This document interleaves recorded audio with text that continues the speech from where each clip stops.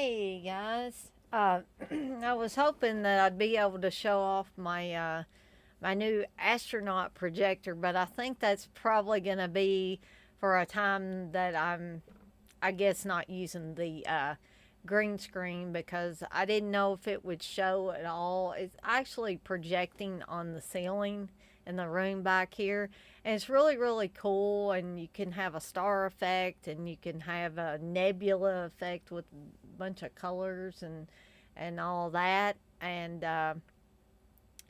so I may do that just one time if I'm not using the green screen. That way you guys can see the little astronaut projector. We might save that for like when I'm doing a sci-fi episode or something like that.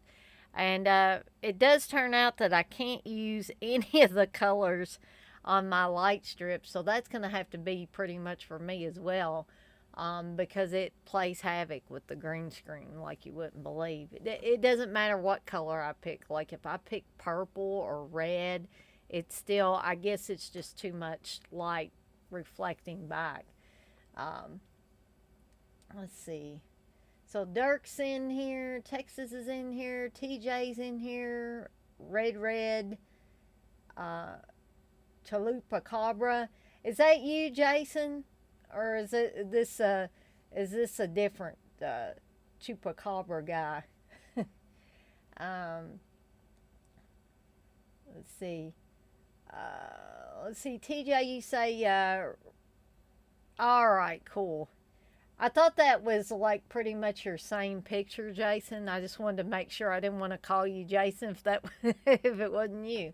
Uh, TJ, you say rained over here in Massachusetts. How do you people? Um, Red, you want to know what exactly is a deadite? Well, all I can tell you is a deadite is the creatures in the Evil Dead series of movies. That's all I can tell you. Um, a TJ, you say a deadite is what they called the possessed in the Evil Dead series. Yes, exactly, TJ. Dirk, you say a deadite is a demon zombie, laughing my ass off. X-ray, hey buddy. You say you need to make a new segment, dinner with Daner. Yeah. Would y'all want me to actually cook anything on there? Because I started, I started a channel a while back, and then I didn't really do much with it except one video called The Decadent Diabetic, and I was gonna show you how to make some really good diabetic desserts that wouldn't like shoot your blood sugar up.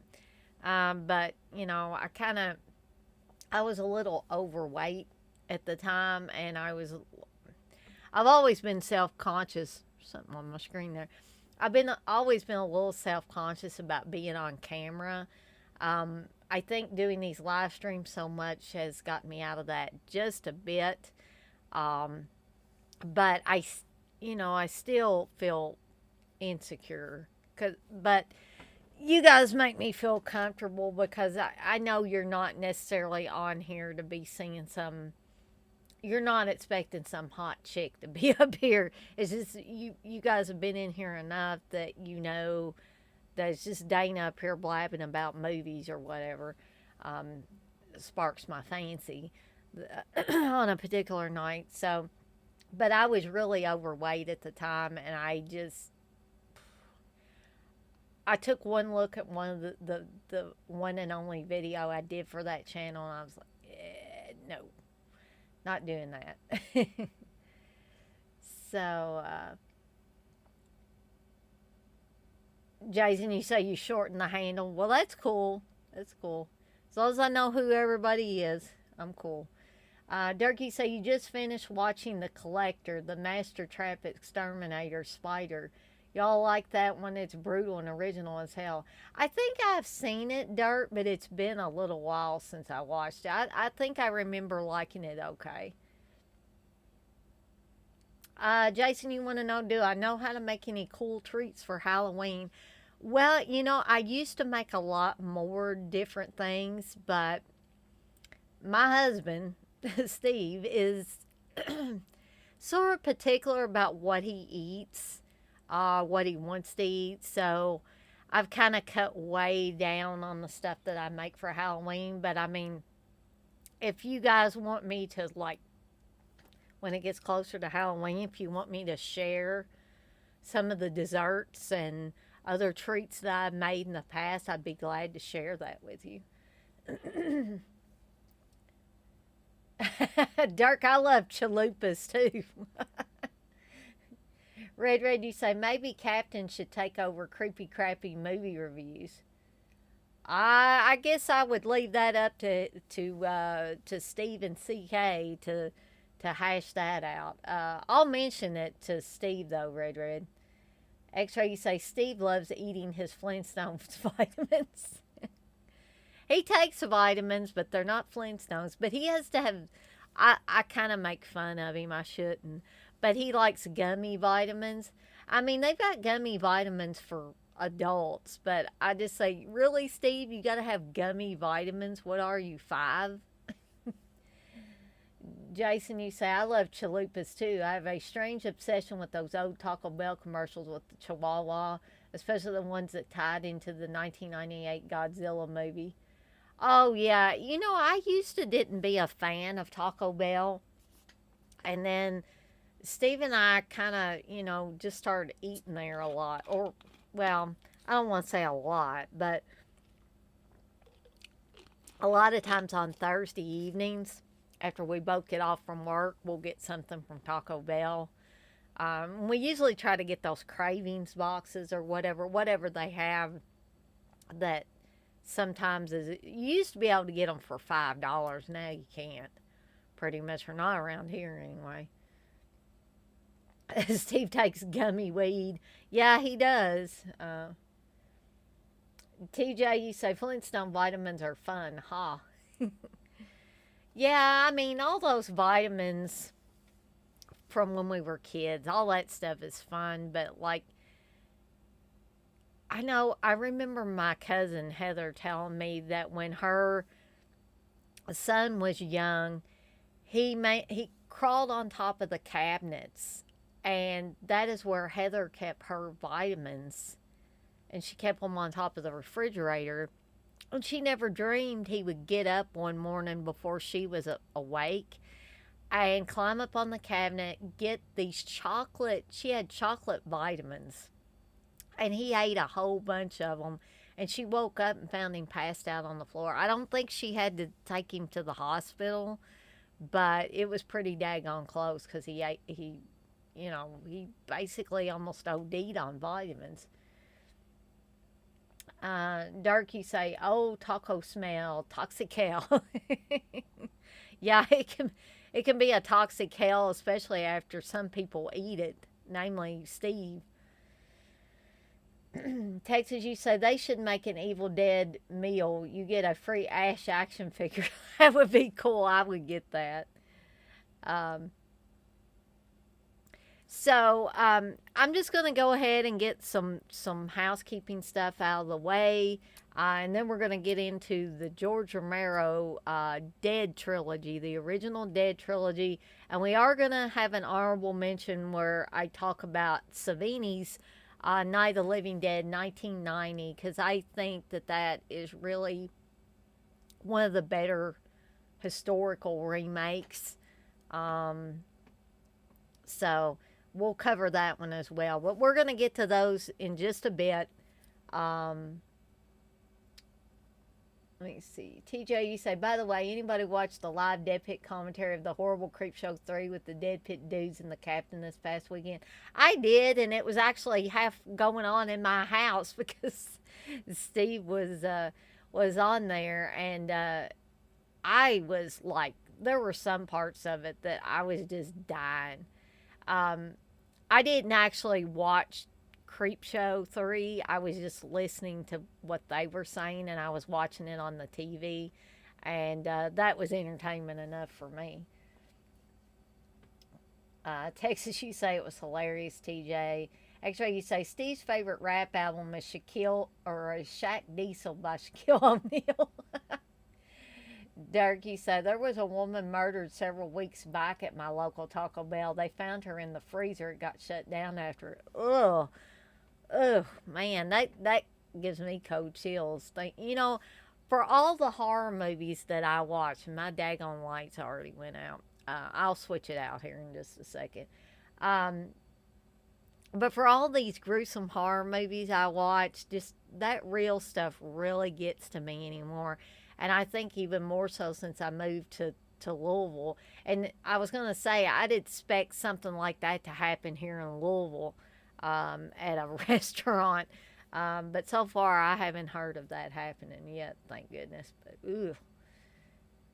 Jason, you say, I'll have to find where I have the DVD of that. TJ, you say, yeah, Dana, you had it live. Live, LOL. Yes, it was live from my house. Or at least partially live from my house. X-Ray, you say, Tales from the Dark Side, the movie, is the real Creepshow 2, or Creepshow 3. I agree, X-Ray. I think even CK mentioned that too. So, yeah, I would have to totally agree with that. Guys, I'm going to step back here and change out my light real quick because I forgot to charge these things up. I should have been charging them up throughout the day, and I didn't.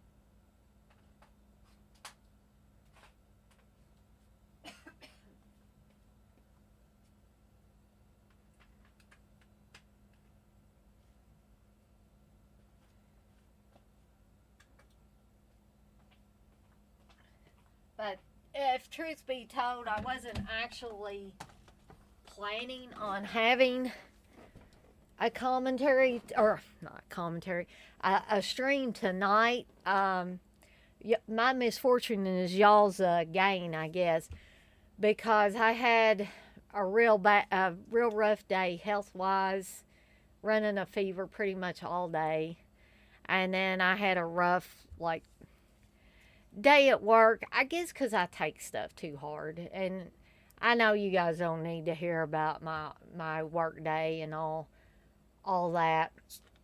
But I will tell the short version of it.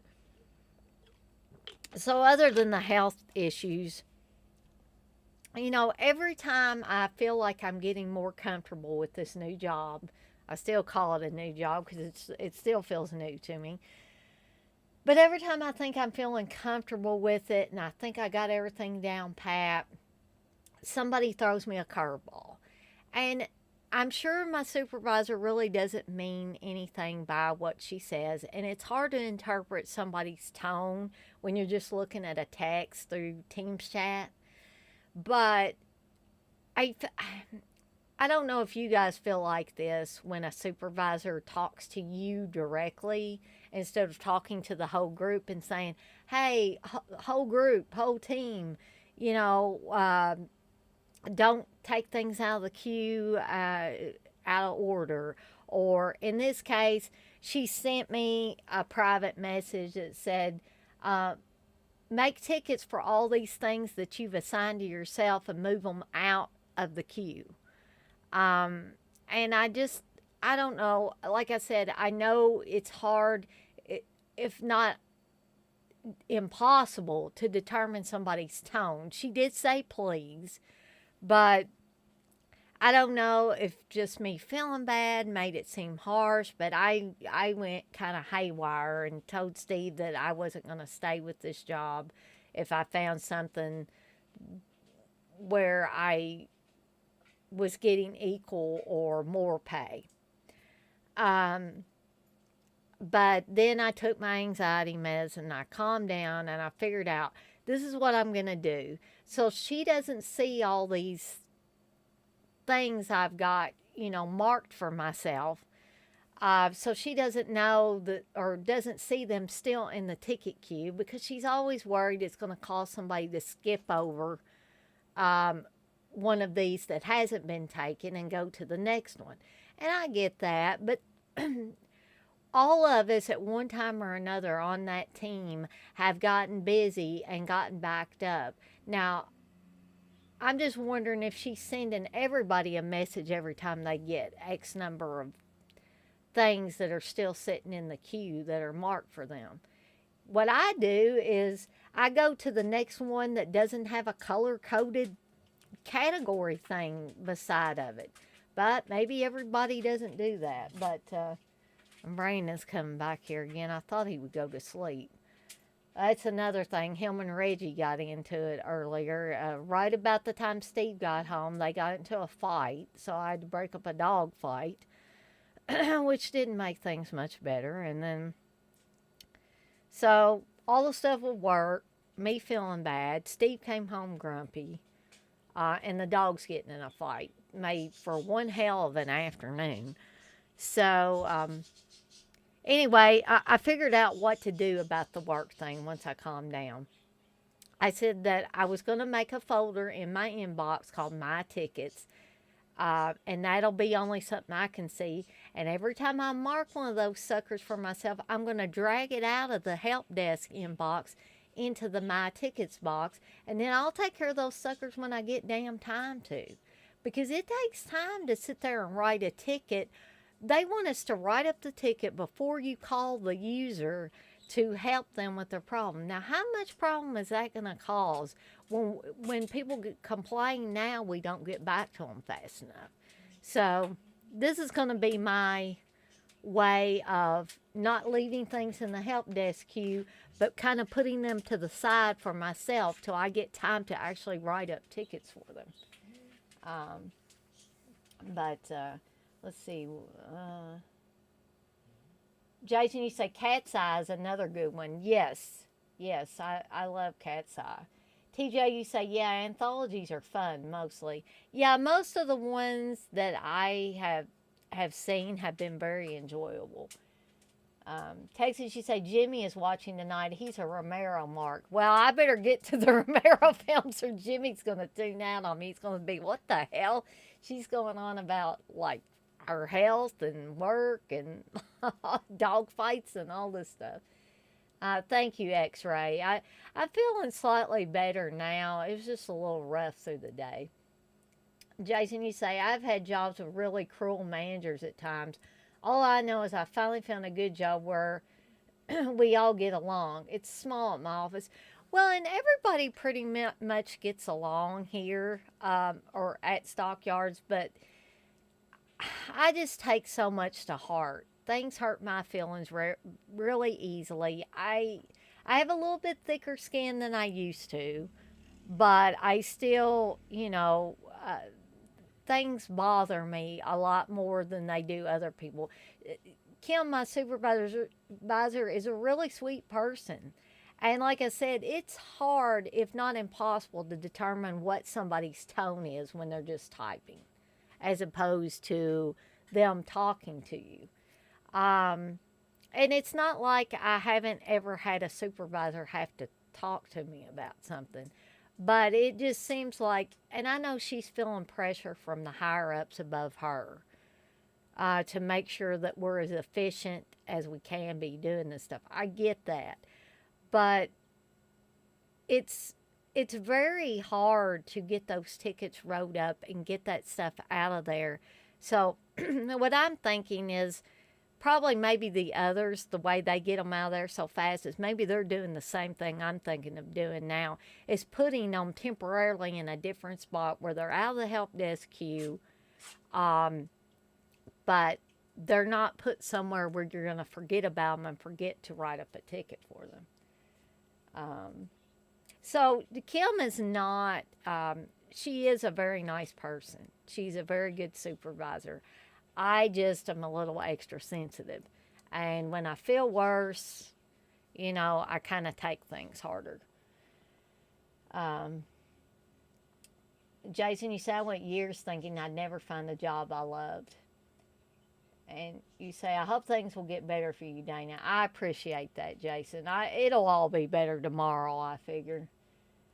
Dirk, you say, why do you think I started my own business? I worked for SOBs, making them tons of money. Can't deal with somebody bird dogging or having their thumb over me.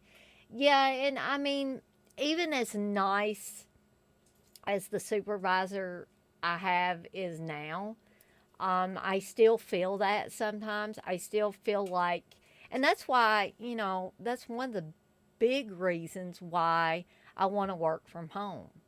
It's not going to totally eliminate that, um, but it's going to keep, a prying eye from looking over my shoulder constantly, which makes me very, very nervous. And it will keep somebody from hearing every time you're taking a call. I know these supervisors. I know they're listening. They're always listening. I've had good supervisors, bad supervisors, mediocre supervisors, and they all listen. I had one of the best supervisors ever when I started with Louisville Free Public Library System.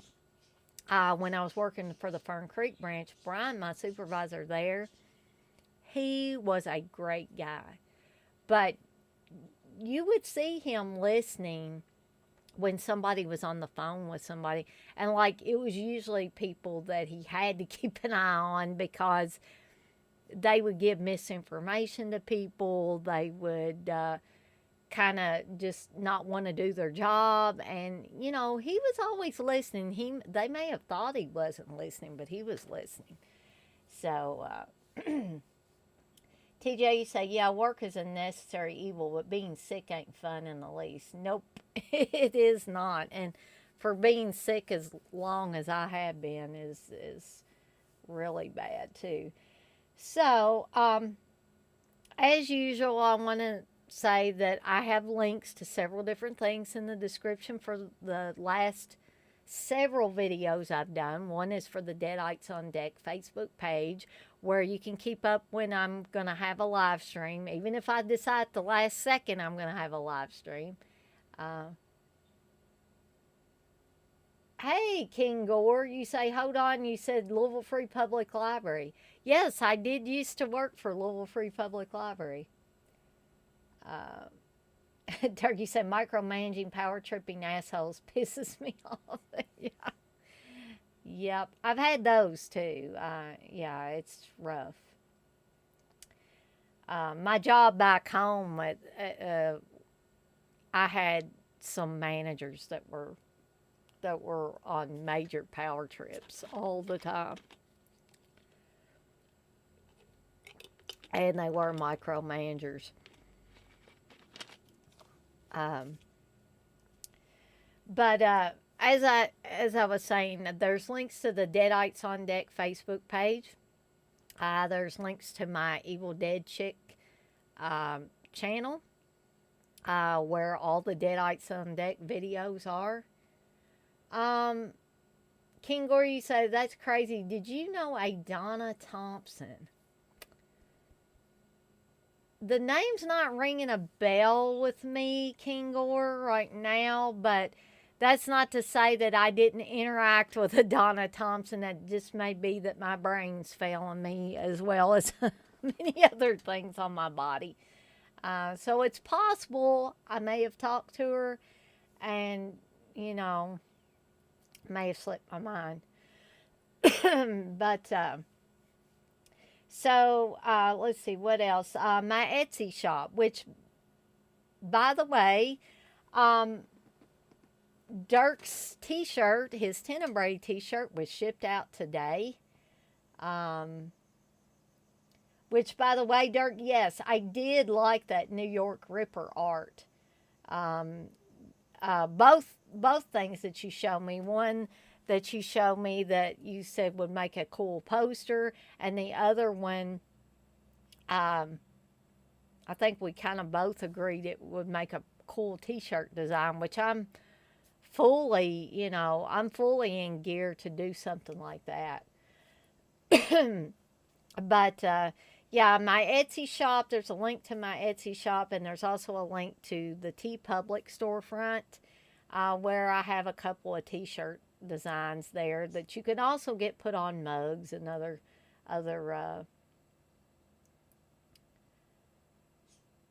just don't get transferred to New Schwabenland. Well, I hope not. That That doesn't sound like a place I want to go. And Dirk, I was meaning to get back with you, so I guess I'll just say it on here. You asked me about creating posters, if that was something that I could do on Etsy. Um, I can, but here's the deal. This is going to have to be something that maybe is on down the road, um, because I figured out what you need to have to actually print on poster size, like 24 by 36 sheets.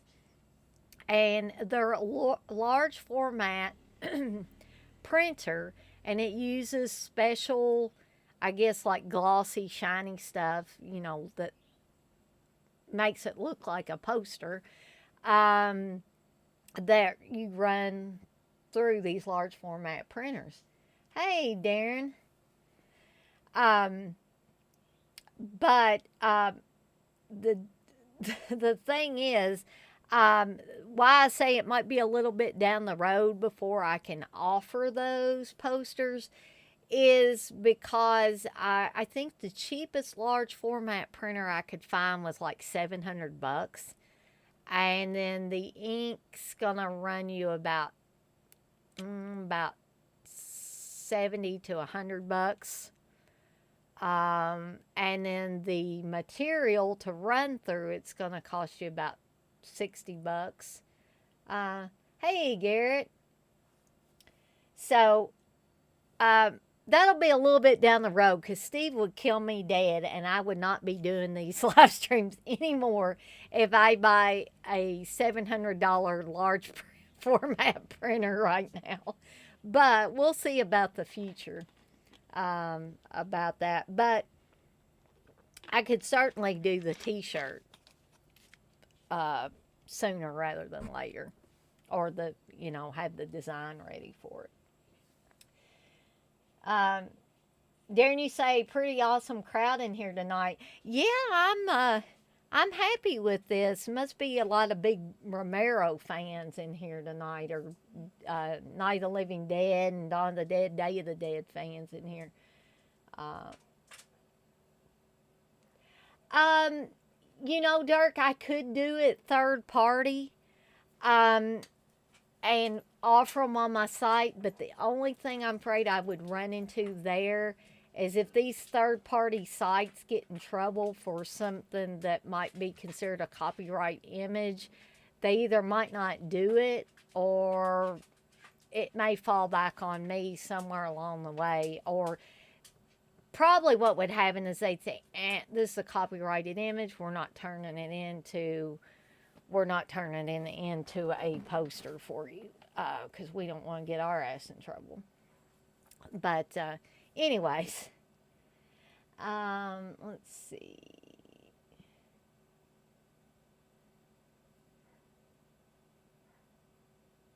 But it is definitely, Dirk, something that I would like to do on down the road because I think it would be a pretty cool service. Gary, you say, is anyone going to check out Dawn of the Dead in 3D on Halloween weekend? I don't know, Garrett. I saw that, and it seems it kind of intrigues me a little bit. But I don't know if I would get. I wish these stupid malware bites things and stuff will quit coming up all the time. But I don't know if I could get Steve to do it. It's like, bless Steve's heart, I love him. I love him dearly with all my heart. I wouldn't be married to him if I didn't. But I cannot get him to do hardly anything. It's like pulling teeth, to get him to do anything anymore. Bless his heart. I worry about him. I told him he needs to talk to the doctor about it because I know the man's in his 50s. But when my dad was in his 50s, Dad's in his 60s now, and he doesn't stop going. He does more now than he did when he was in his 50s, I think. But Steve just can't. He gets so worn out, and bless his heart, he was grumpy as all get out this afternoon after work, and You know how sometimes you guys don't want to let anybody know what's really bothering you, and it kind of festers and stuff. And so I think that's what happened in his case. Um, Robert Long, I have not watched that amusement park short movie, but I really want to. I just haven't found the time. Derek, you say, yeah, I saw that old folk infomercial. TJ, you say Richard Rubenstein needs a new house. Go see the 3D. Haha. Garrett, you say, yeah, it definitely intrigues me as well. I just need to find a Regal because there's not many around me. And you know what? I'm not even sure there's a Regal in Louisville. There may be. But again, the main thing is being able to get Steve interested enough to go. And he might for Dawn of the Dead. If it was Night of the Living Dead, forget that. Jason, you say, I'm not sure where I would go to see that around here. There's a drive-in, but I don't think they're going to have it. Dark, you say, it's at Regal. Good to know. Thanks. There's a couple near me. We might all have to catch up with Dirt and see what it's like if some of us don't get to go.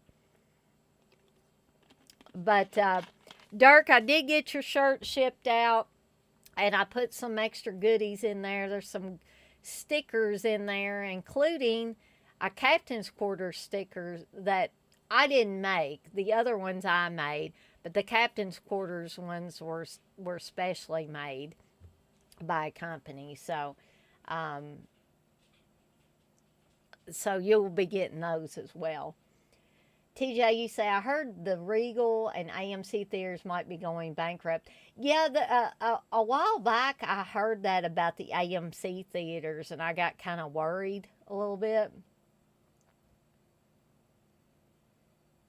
Dirk, you say you wish it was Day of the Dead, though? I mean, I love Day of the Dead. I'm going to talk about that here in a little bit, too, but I also like the others as well. I mean, I'm just a fan of all the original trilogy and Savini's remake. Darky say, cool deal. Appreciate that, Dana. Oh, yeah, I always like to throw in a few extras, like goodies. I wish poor old Brandon would go to sleep. That dog, bless his heart. He's an old man, and he just does not. He just paces back and forth. He'll pace back and forth for an hour or two before he finally lays down, and then 3 o'clock in the morning he'll get up again. But so anyway, I'm going to go ahead and get started with the movies because it's past 8:30 now, and I don't want to keep you guys past your bedtime. Or I don't know if Dead Pit's doing anything tonight. And like I say, I don't like to overlap on their stuff or I don't like to overlap on anybody's stuff. I feel bad if I'm doing something that might overlap with somebody else's stream. Dark, well, you wait until you get the Tenebrae shirt and see how it holds up, Dirk. Dirk's going to go broke buying stuff from my Etsy shop. Wes, I wanted to, and it is on, but I'm going to have to show it off sometime when I don't have the green screen behind me. Maybe when I do, like I said, like a sci-fi type movie or something. Instead of the green screen behind me, I'll just, I'll show off my projector. You say, no Dead Pit tonight. Go on for hours if you want, pal. Well, I probably will try to not go on too awfully long with these movies, but I do enjoy these movies I'm going to talk about. TJ, you say there's a lot of open space wide shots in Dawn of the Dead, so I can see the 3D being good. What's there in the movie anyway. Does it, Wes, really? My green screen gives you vertigo? Ooh, I'm sorry.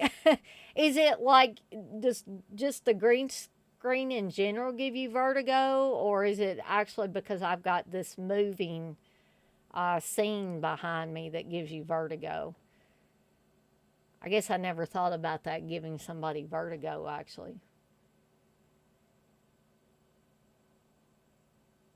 Um, Jason, you say it's kind of like a disco ball. What did she say? I fell out of my chair the other night. I got dizzy. Did you really? Oh, I'm so sorry. I mean, if you really did, I am sorry. That is not my intention with these things. Uh, TJ says CK and Uncle Bill need a break. Well, where in the hell is Uncle Bill? I figured he'd be all over this, me talking about, George Romero movies. He's a big George Romero mark, at least with this original trilogy, I know.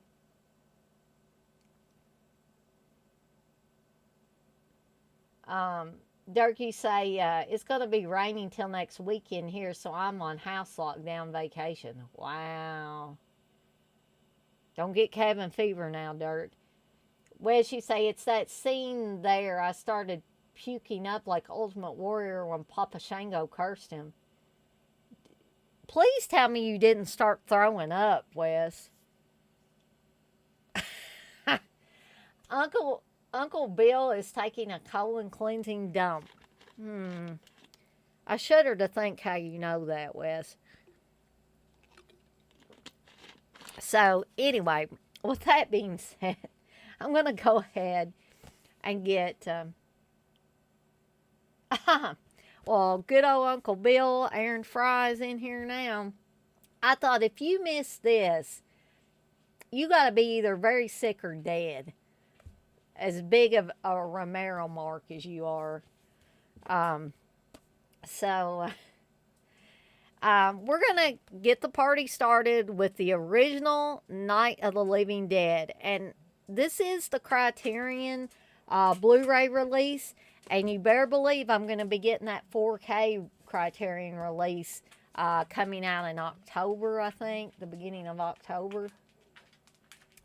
Um, and also, believe it or not, Steve does not like this one. I mean, he'll watch Dawn of the Dead, he'll watch Day of the Dead, but Night of the Living Dead, he doesn't think he ever needs to watch this one ever again. And I don't understand why. This film is classic. This is the film that started it all.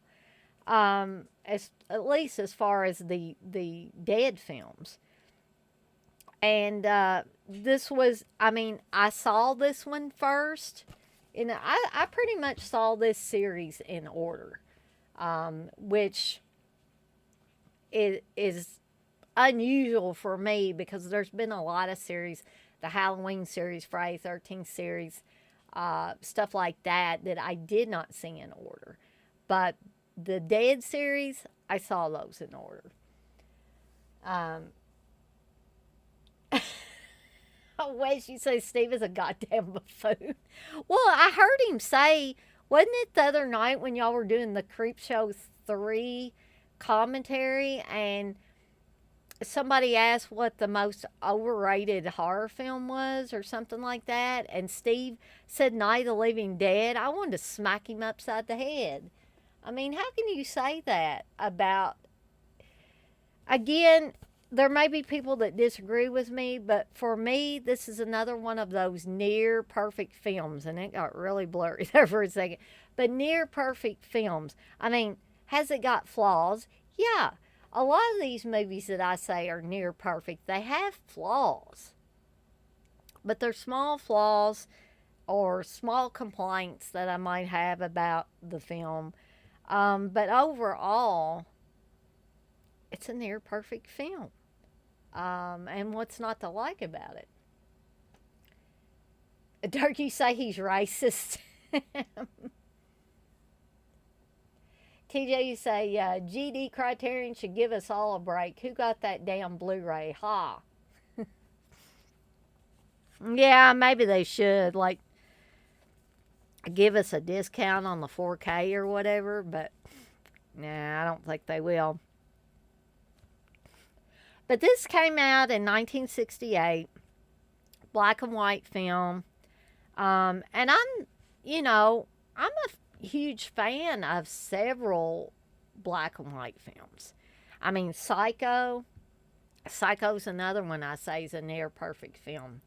Um, some of the, I know this isn't horror, but um, I don't know how many of you have watched the Beatles films, but A Hard Day's Night, that is a great film. That's in black and white.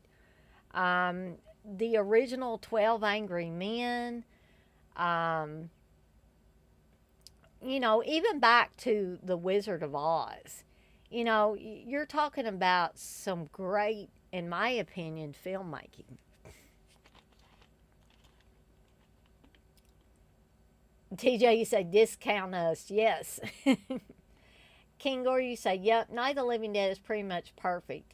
It being black and white makes the movie feel special. And I think it gives it, instead of this movie being in blazing, bright Technicolor, so to speak, it makes it more realistic to me to see it in this format. Durkee say, unpopular opinion, but I dig White Zombie, the OG zombie movie. Yeah, now White Zombie is one that I've always heard about, but never watched, and I probably need to watch it. But I think, Night of the Living Dead hits all the bases. I mean, you have some great characterization in this, a great setup, creepy, moody atmosphere, great music. Any flaws in the special effects are kind of masked by the fact that it is in black and white. And I don't know if there could be a more perfect zombie film. At least from this time period. And it shows that, you could make this kind of stuff outside of Hollywood. This was made in Pittsburgh, or outside of Pittsburgh, rather, on a shoestring budget by people that, okay, this is what they had. They had determination. And they had craft. And that's something that a lot of Hollywood filmmakers don't have. I mean, I'm sorry if people take offense at that, but that is just how I feel. That either they didn't have the craft to begin with, or they lost that craft somewhere along the way. And I've seen this happen to really good directors.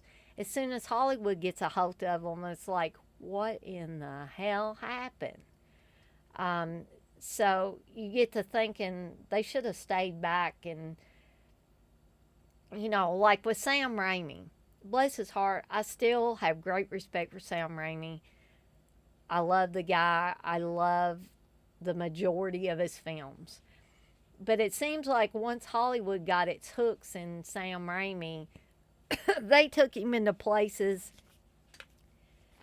that I never saw Sam Raimi going. I never saw the Evil Dead Sam Raimi going.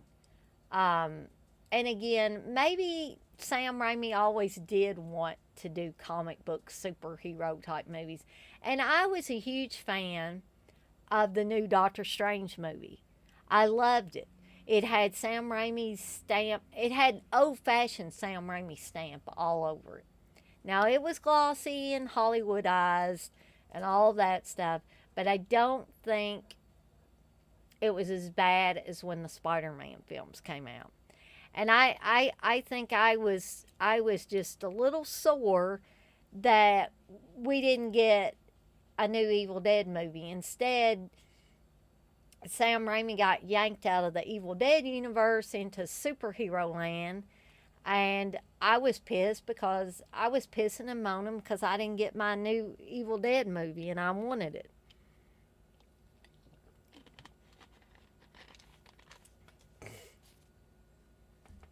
Um,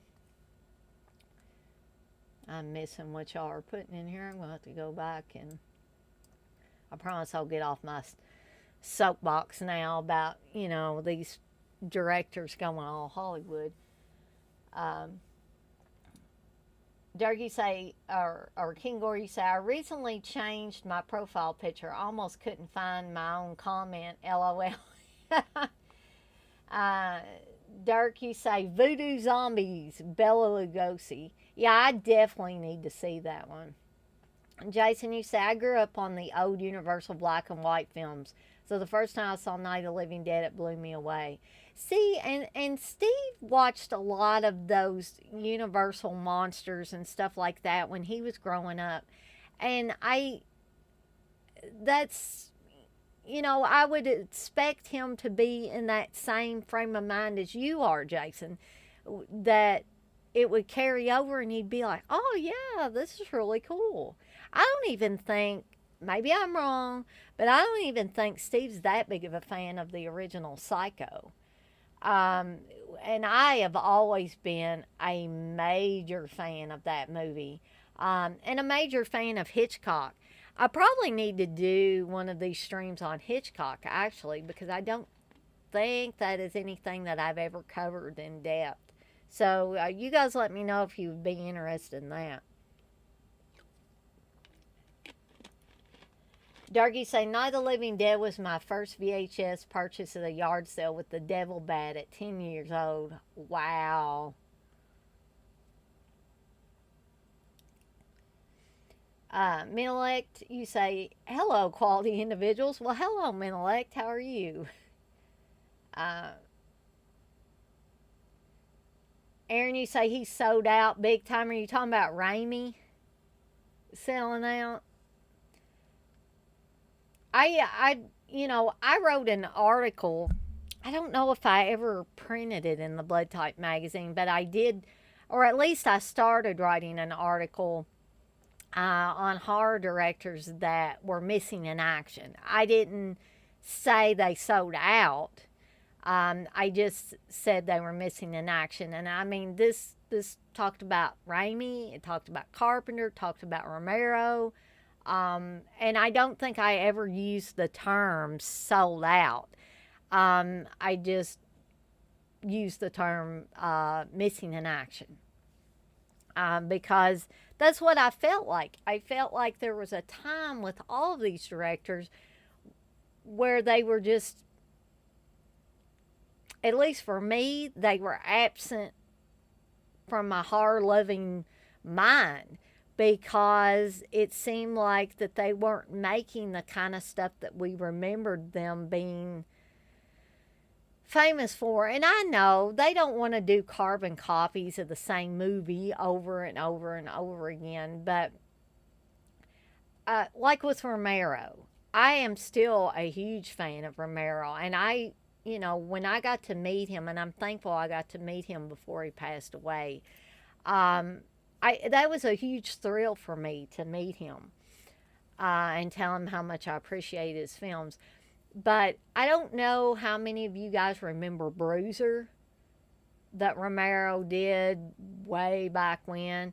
But when I watched that or attempted to watch that, I was like, what in the heck? I don't even know what is really going on with this movie. This doesn't feel like a Romero movie. And it didn't even have to be a zombie film or a dead film. It's just that it didn't feel like a Romero movie in any way, shape, or form. Darren, you say, good memories of Night of the Living Dead being played on late night TV. It's as important a film as the original TCM. I agree, Darren. I agree. Look at how many knockoff films these produced.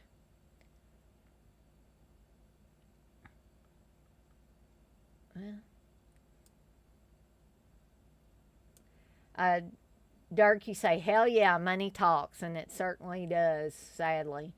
TJ, you say it's a low budget, labor of love kind of movie. Exactly, TJ, exactly. They all knew each other mostly, plus some of them being in industrial films and all that helped them out to have that pro look with everything. Darky said Night of the Living Dead has a lot of layers to it. I agree with that. Jason, you say, I Bury the Living could have been a cool prequel to Night of the Living Dead if they didn't mess up the ending. Carnival of Souls pairs well with Night of the Living Dead for a double feature. Oh, I love Carnival of Souls. That movie is so freaking creepy. That whole movie makes me feel weird, but it works. And I thought Steve liked Carnival of Souls too. So see, it just makes no sense. He likes some of this other stuff, but not the other stuff. I don't get it. Yes, Robert Long, that's exactly right. You can see Ash's car in the Doctor Strange movie. And I told Steve, I was like, it's the classic. And he was like, huh? I said, the classic, Sam Raimi's old car, the car that shows up in just about every movie that Sam Raimi ever made. Yeah, Aaron, you say, I don't understand how you could not like Night of the Living Dead. You'd have to be like 10 years old or something. Yeah, I don't know. I mean, it came out a year before Steve was born, which means that this thing had to be on heavy rotation when he was growing up. And I mean, it was in public domain, so it wasn't that hard to show this movie. Dougie said, I was 10 and loved it, UB. Watched that shit over and over, LOL. See, Dirk's a perfect example of, you know, a younger person that, you know. Now, a 10-year-old now, I really couldn't see them watching Night of the Living Dead, but perhaps I'm wrong about that. Red, you said the first Psycho and the one, maybe 4, where Norman calls the radio talk show hosts are the best ones. That is part 4. Darky say Rear Window is probably my favorite Hitchcock. I like Rear Window. I really like Strangers on a Train as well, and I brought that up when we were doing the podcast, and we were talking about The Strange Vice of Mrs. Ward. So I'm not going to go into major details on that. When that show's out, you'll get to hear me talk about that. Robert Long, you say Night Riders was a wonderful movie. I love Night Riders as well. Jason, you say Raimi's life dream was to make Marvel movies. The Evil Dead was just a means to get there. It's like if Picasso's life dream was really just to draw Camel cigarette ads. Yeah, that's the way I feel, which kind of makes me a little sad because we always want our heroes to be, oh yes, this was my ultimate dream. This is what I wanted to make, was like this horror film that had legions of fans. You know, you don't want to hear your horror directors or guys that start out as horror directors say, my life's dream was to film Marvel superheroes. It like just brings it way, way down. A text that you say, first time I saw Night of the Living Dead was on MTV. They showed it as a Halloween special. Then I saw it at a Repertoire Theater a couple of years later in a double bill with Eraserhead. Ooh, that sounds like a pretty cool double bill.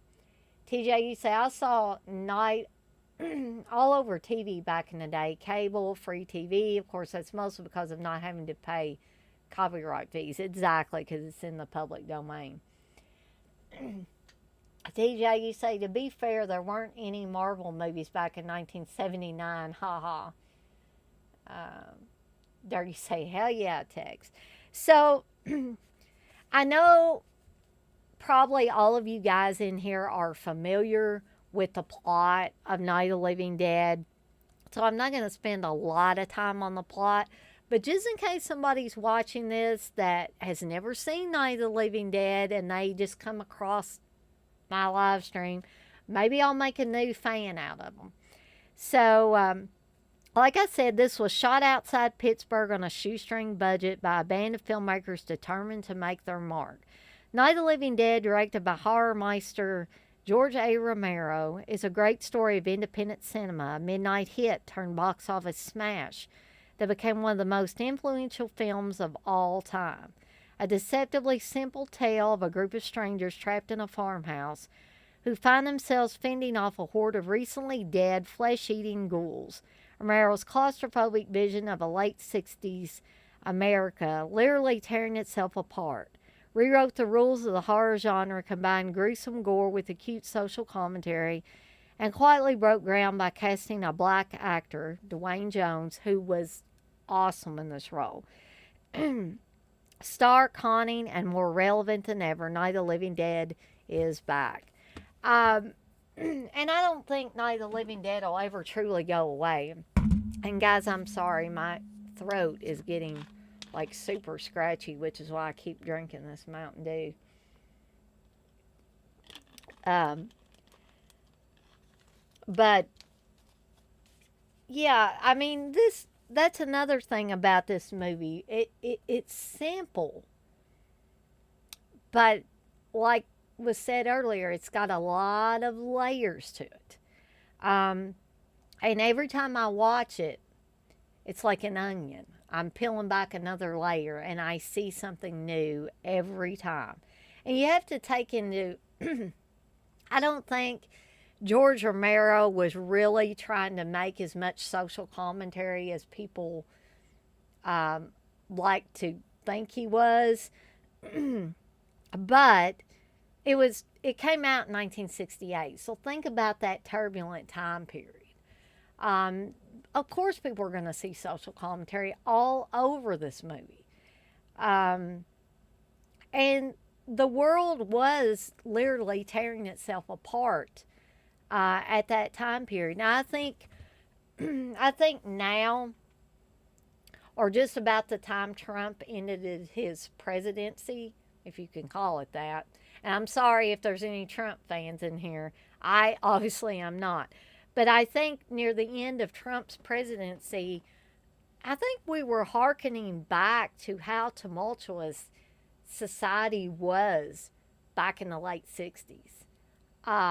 Maybe even more so than during that time when Vietnam was going on and there was pushback against um, soldiers coming home from Vietnam. The hippies were saying, make love, not war. Some of the soldiers were coming back from Vietnam as a shell of a person that they once were. They were damaged people. There were horrible things going on. War is hell, as they say. And thankfully, I've never been in any wars, but I always feel like, especially now with the things that's going on in the Ukraine, and uh, I'm hearing about Russia's weaponizing some of their nuclear plants, and it's very scary. It almost keeps me awake at night.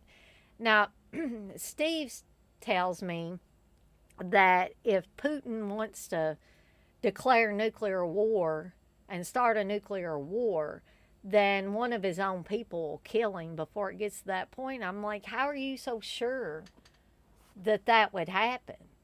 I almost think we're heading into another Cold War scenario, which, I can't even watch any stuff about that, the Cold War time period. I can't watch the day after now. I find it difficult to watch the, is it Twilight Zone from the 80s? Yeah, I think it's Twilight Zone from the 80s. A Little Peace and Quiet episode, which has to do with nuclear war. Those things are very, very disturbing to me now with what we're having to deal with. So, I mean, I always feel like we're on the threshold of ending everything. Because first there was Trump and all his nonsense and then the havoc that he caused. I mean, under no other president have I ever heard of anybody storming the Capitol and that nonsense going on. That is insane. Um, and I was pretty young when the original Cold War stuff was going on. Like that stuff was going on from the 60s to the 80s, pretty much. And so growing up in the 80s, I was too young at that time period to really pay attention to it. But now that stuff bothers me. It really, really does bother me. So we might, some of our love of this movie, especially now, we might be comforted by this. Because in some ways, it seems, although bizarre, you've got flesh eating ghouls going around, and different things going on. But the struggles between the main characters in the movie, I think they struggle with the same things that maybe some people in society are struggling with now. I mean, we still have a lot of the same prejudices. Um, I think some people probably looked, even if that was not what George Romero was trying to say by having a black actor in the lead role. Who Dwayne Jones, like I said, he was perfect in this lead role. But I'm not so sure that George Romero said, "Oh yeah, I'm going to have a black guy in the lead role. That's really going to, warp people's sensibilities here. These racist people or whatever." But I think we went through. I mean, we're going through like racial tensions still yet. Um, it seemed like in the last few years, the racism thing has reared its ugly head again. And I mean, even people like me feel it. I feel tensions when I'm around black people sometimes. Um, and whether that tension is real or it's in my head really doesn't matter so much. It's just, I feel it there. Um, and I'll tell this story about this. And I have nothing but goodwill towards any black individual or African American. Maybe I should call them African American. Um, I hold no ill will towards them. Um, to me, they're the same as a white person. So we have different skin color. Big deal. Um, I don't think that takes away or adds anything extra to somebody as a person. They're just people, and there's some good people, bad people, in between people, all of that. There's good and bad African American people. There's good and bad white people. There's good and bad Asian people, whatever. So, or good and bad Hispanics. I mean, to me, everybody's just a person. They're not a color, they're not a nationality, they're a human being. And that's just the way I've always felt. But the story I wanted to tell about this, since we're talking about racial tension, is right around the time that the racial tensions were really heating up. Um, I was still working for the library system at this time. And I was walking downtown in a more like secluded area, and it was through the day and everything. But there was an African American gentleman or young man walking in front of me. And I don't know if he thought I was somebody else. He was angry because I was a white person. I don't know. But he all of a sudden swung around to face me, and he had his hand back like this. He had a Coke can in it. And it was like he was going to throw it at me. So, again, I don't know if it was because I was white, if he thought I was someone else, but it kind of made me nervous. And a Coke can's, especially if it was empty, is not going to hurt me. It was just the fact that he had his arm drawn back like he was going to hit me with it. So, um,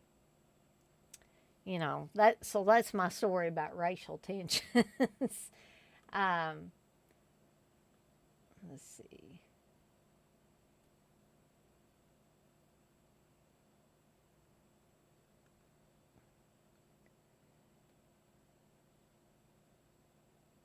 Dirk, you say we had Lou Ferrigno and Bill Bixby's Incredible Hulk, though that was my shit. Robert Long, you say, TJ, they made Captain America in 1979 movie with Red Brown in it. Aaron, you say, Raimi had flashes of brilliance in some of his big budget movies. Darkman, Quick and the Dead, The Gift. Yeah, I agree with that. But ultimately, he just makes shit that 100 other directors could make now. Well, especially with that Marvel superhero stuff. Like I said, I really enjoyed the Doctor Strange movie. I think mainly because A, I liked the original Doctor Strange movie, and B, because Raimi's stamp was on it, and I liked getting all those aha moments where I saw the little Raimi things popping up and people, from Raimi's background and life and stuff like that popping up all over it.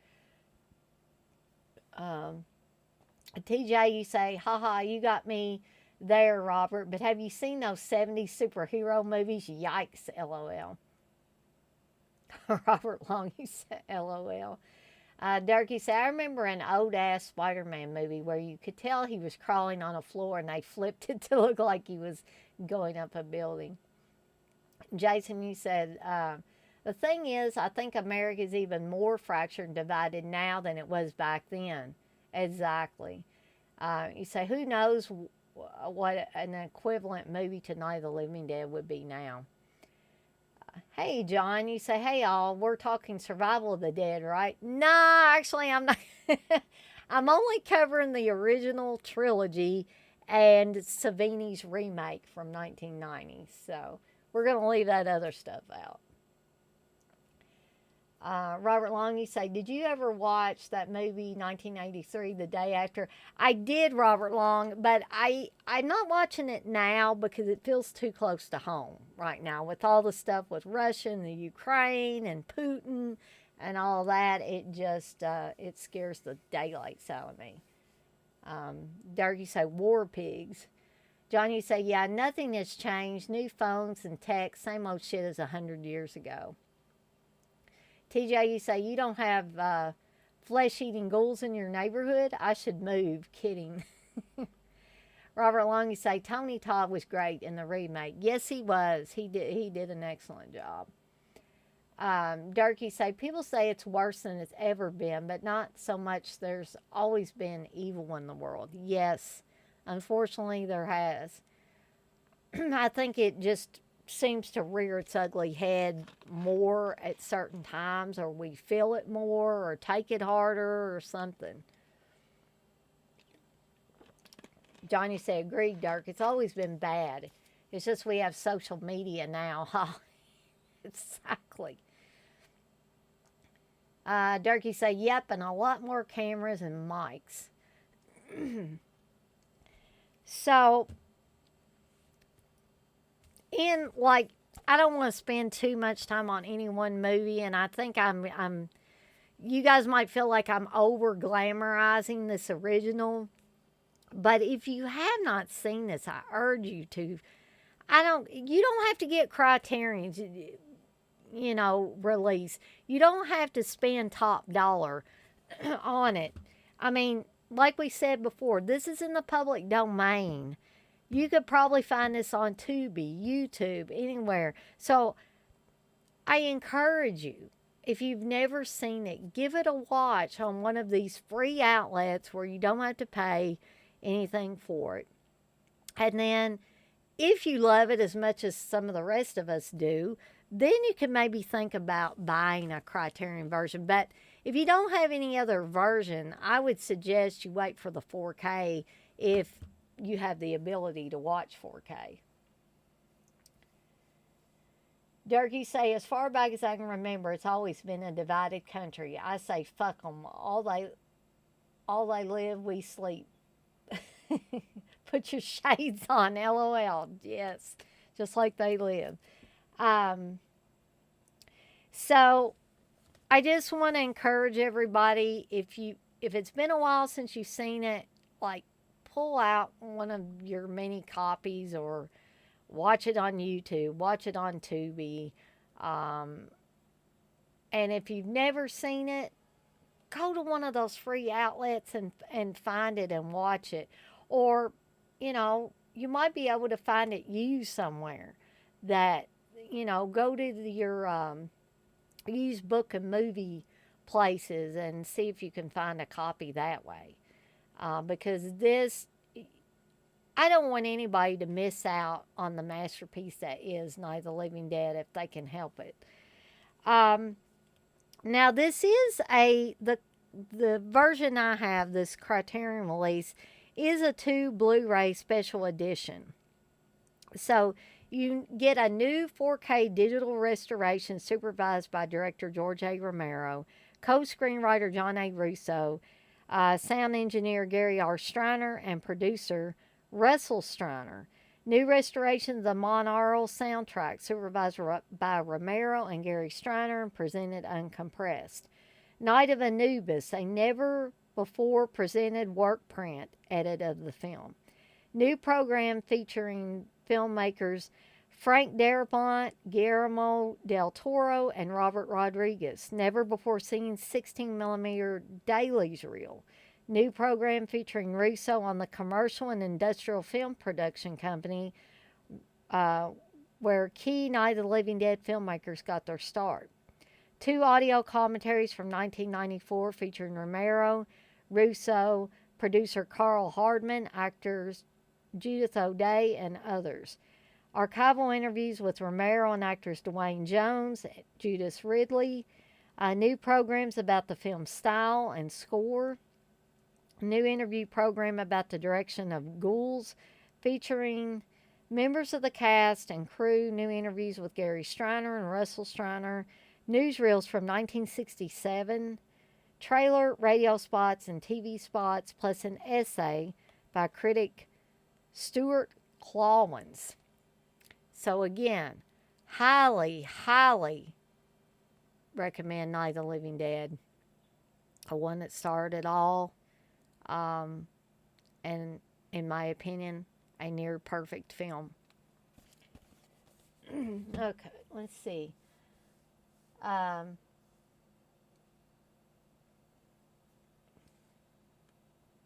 Let's see what y'all put in here. Because we're having a really good chat tonight, too, which is great.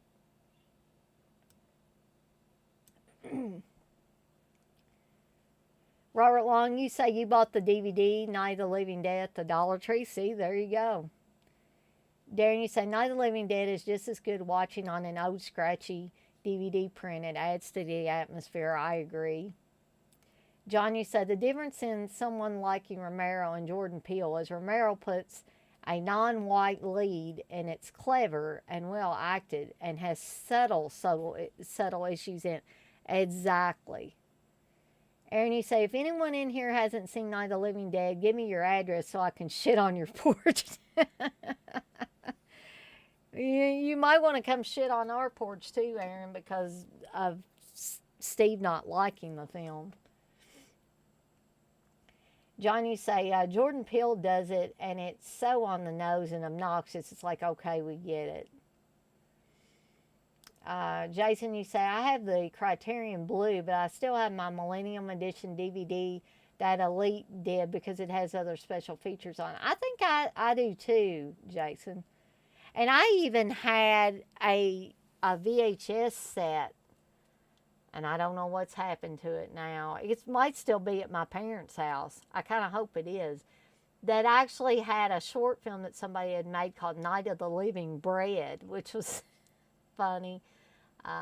Which I don't know if it's been included on anything else.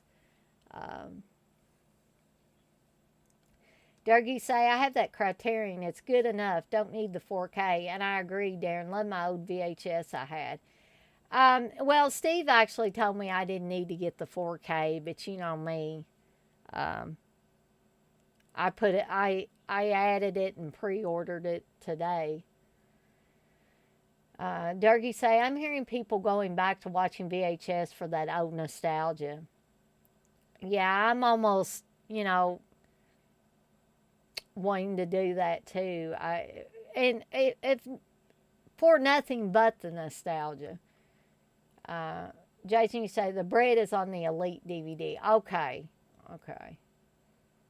So I probably got it on there, but I remember the first time seeing it on the old VHS. TJ, you say I got the special edition of Night of the Living Dead with added footage. Don't judge me, haha. Nah, we won't judge you here, TJ. Darky say they're saying fuck watching good quality, laughing my ass off. Johnny say, LOL, I collect VHS, but I ain't watching them, just shelf collecting them. Well, some of those are pretty cool, especially like those big box deals. If you can get ones that aren't disintegrating in front of your eyes. Jason, you say, I don't get the VHS thing. It's like going back to 8 tracks. Johnny say, VHS is fun. It's just a pain to clear the picture up. Yes, exactly. Guys, I'm going to take a quick break here. I know y'all don't need to hear that I'm going to the restroom, but I am going to go to the restroom and switch out my light again. Hopefully it'll stay on for the remaining amount of time that I'm talking about these other movies, but I will be right back.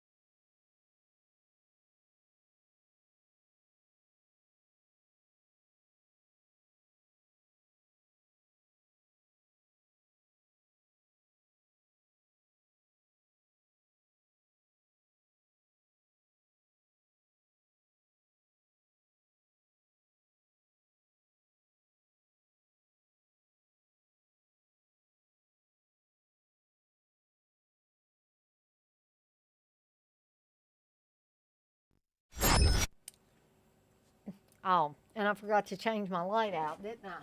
Huh. Well, how good that was.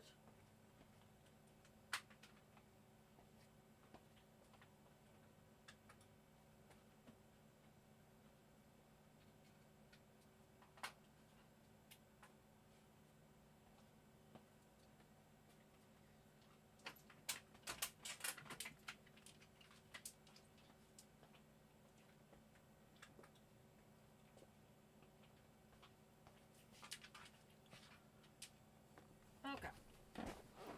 Now, let's see. What did I miss? And I sincerely hope nobody else is getting vertigo like Wes said he did. Um, if people do get vertigo and start getting sick, I may have to think about like either doing a stationary picture or not doing these green screens for a little bit. Dougie say VHS I don't have room for. Maybe get my top 10, but I have limited space. I remember the pain in the ass it was back in the day collecting them. Me too. They took up so much space. TJ, you say, although sometimes old VHS has the original version of movies before they change things for copyright or do a George Lucas. Yep. John, you say, yeah, Dirk. Mainly why I have so many are local thrift stores. I've just gotten lucky and hunted a lot. John, you say, I don't eBay them or anything hardly at all. Jason, you say, I like old home recorded VHS tapes that people recorded off TV with the commercials and all. Oh, I love those too, Jason. I was watching like somebody, I didn't watch it all, but somebody had like 2 or 3 hours of commercials from like the 70s and 80s. And I think somebody had some from like the 90s. And it's like, oh my gosh, I feel so old though when I watch this stuff. But then I feel a little bit of nostalgia as well from that. Durkee say, yeah, like the Scream Laserdisc has shit no release has. Yeah. There was a time where I got a few Laserdiscs, and I still have some Laserdiscs. And I have a Laserdisc player, but I haven't had it plugged in and hooked up to a television in forever. Johnny said, I paid $50 total for my Texas Chainsaw Massacre 1 and 2 original tapes, but that was my only exception. I would never do that normally. Johnny said, Laserdiscs are awesome, but they are really pricey and large too. So sorry to be eating a little bit here and there, but Steve got these pretzel crisp bites. They're like spicy ranch or something. And I needed a little bit of something, so I went and got those. But we're going to move on to Dawn of the Dead, which is the second in the trilogy. This is actually the second Sight 4K. I finally was able to get my hands on this. Now, this is pretty much just the movie. It doesn't come with all the other stuff like the limited edition did. So I guess this is the standard 4K edition. But it looks amazing. If you care about any of that. And it's got a nice, it's got a nice case to it. And show y'all a little bit of the inside. Yep. Kind of hard to see. You can see all the discs there. So you basically get the HD version of the theatrical cut, the 4K version of the extended can cut. You get a 4K of the Argento cut, and you get a Blu-ray full of special features with this. And I would be willing to bet that Aaron probably got that full limited edition set. And I wanted to, but at the time I was a little strapped for cash, so that's why I waited and then got this standard edition. Durkee say, first time I saw Friday the 13th was on my rich-ass cousin's Laserdisc player. Jason, you say, that's in my top 5 best horror films for sure. Perfect film. Darren, you say, I don't miss the Russian roulette you had to play when you put a rare VHS into your player. That crunching sound's the worst noise ever. Yes, that is like a, it's... what have I done to my movie? Yeah, that's a horrifying sound. John, you say, so explain this to me. Was Argento ever on set for Dawn of the Dead, or was it all the editing distribution thing? I wondered that if he was actually there during filming. I was thinking he may have been there some of the time because there's actual I believe there's actual pictures of he and Romero. So I mean I could be wrong, but I thought he was on set, maybe just for a day or something.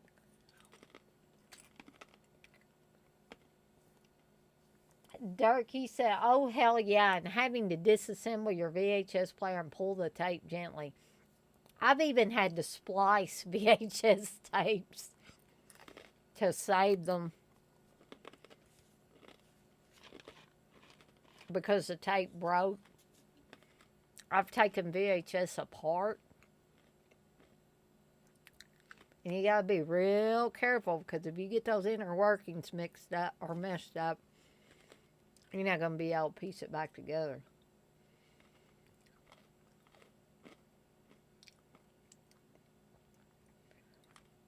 John, you said, you say, yeah, Dawn of the Dead is the only Romero movie where if someone said Argento ghost directed the scene, I could believe it. TJ, you say, yeah, there's photos of Argento at the mall with the crew when they film. John, you say, his other movies, nah, nothing Argento about them, in my opinion. Oh, really, Dirk? So you don't like Dawn of the Dead? You call it Yawn of the Dead.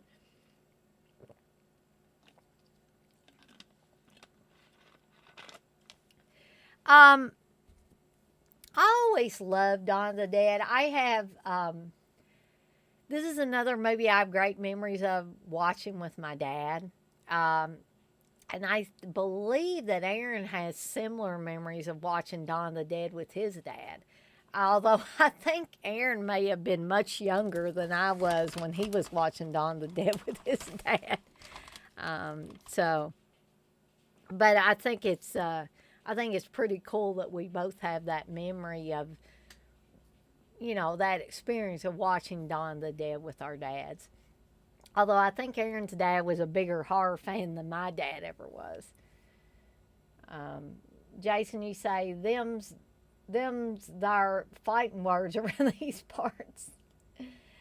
Uh, Darren, you say unpopular opinion, but I find Dawn boring as well. Sorry. No, that's okay, Darren. Like I said before, that is what makes these live streams so great, is because we all have such diverse opinions. And I think that's great, and I want people to feel comfortable being able to express those opinions. Uh, let's see. Texas, you say there's one of the dead, which is pretty cool. And there's Shaun of the Dead, too. John, you say Day of the Dead is my favorite, but Dawn is classic. Can't deny its importance and meaning to horror. John, you say including Robert Kirkman or Kurt. TJ, you say, when I got the original 4-disc release of Dawn on DVD, I watched every version with commentary in one sitting. Ha! Wow, you got me beat, TJ. I didn't do that. John, you said whatever his name is. Dougie say Night and Day. I love Night 90, and the Dawn of the Dead remake is good as well. So I'm just going to go over Dawn of the Dead here briefly because I want to have time to cover the last two that we're going to talk about tonight, and it is 9:30 now. So, and I didn't get started talking about the movies actually, and that's my fault, until after 8:30. So I'm keep in mind I'm not talking about it briefly because I don't care about it as much as others, because I love Dawn of the Dead. Like I said, I have great memories of watching this. And, I said I watched it with my dad, and my dad liked it all except the very end. When, spoiler here, guys, I hope, those of you that are interested in watching it have watched it. If not, you might want to step away or plug your ears for a second. because the part that my dad thought was a little dumb was not the fact that there were zombies, flesh eaters running around, but at the end when they just kind of the survivors get in the helicopter and take off, and you don't know where they're going or what they're what they're planning to do. Um, and Dad said, "Well, that's a little dumb," but the rest of the movie he seemed to like really well. Um, Texas, you say Curly Jaws of the Dead is just scenes of fog. Darren, you say, being a massive Argento fan, I really do want to love it. Even the Argento cut, it's just not for me. Day of the Dead is my favorite of the series. I think that's cool, Darren. I mean, I think it's awesome that we don't all feel exactly the same way about all of these movies. Heard you say with Fallout Boy blaring. TJ, you say Don has a fun comic book feel to it that Romero later amps up when he made Creepshow. Yeah, and I can see that comic book feel in it, especially the scenes in the mall where the mall music is playing, that typical like elevator type music, and the the zombies are just kind of going around up and down the escalator, falling off of things, falling into the fountain, and all that. And when they go around like randomly shooting some of the zombies, when the motorcycle gang comes in there and they start like cutting zombies' heads off and things like that, it's pretty comedic.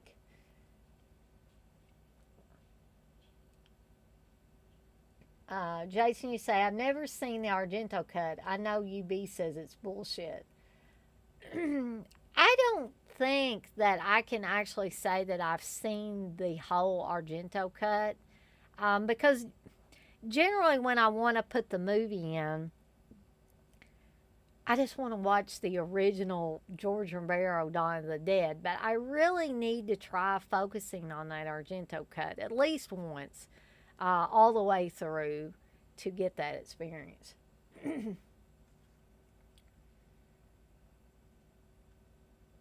Dirk, you say, yes, same, Darren. Day is where it's at. John, you say, Day is the perfect story for sure. Darren, you say, yes, Dirk, for sure.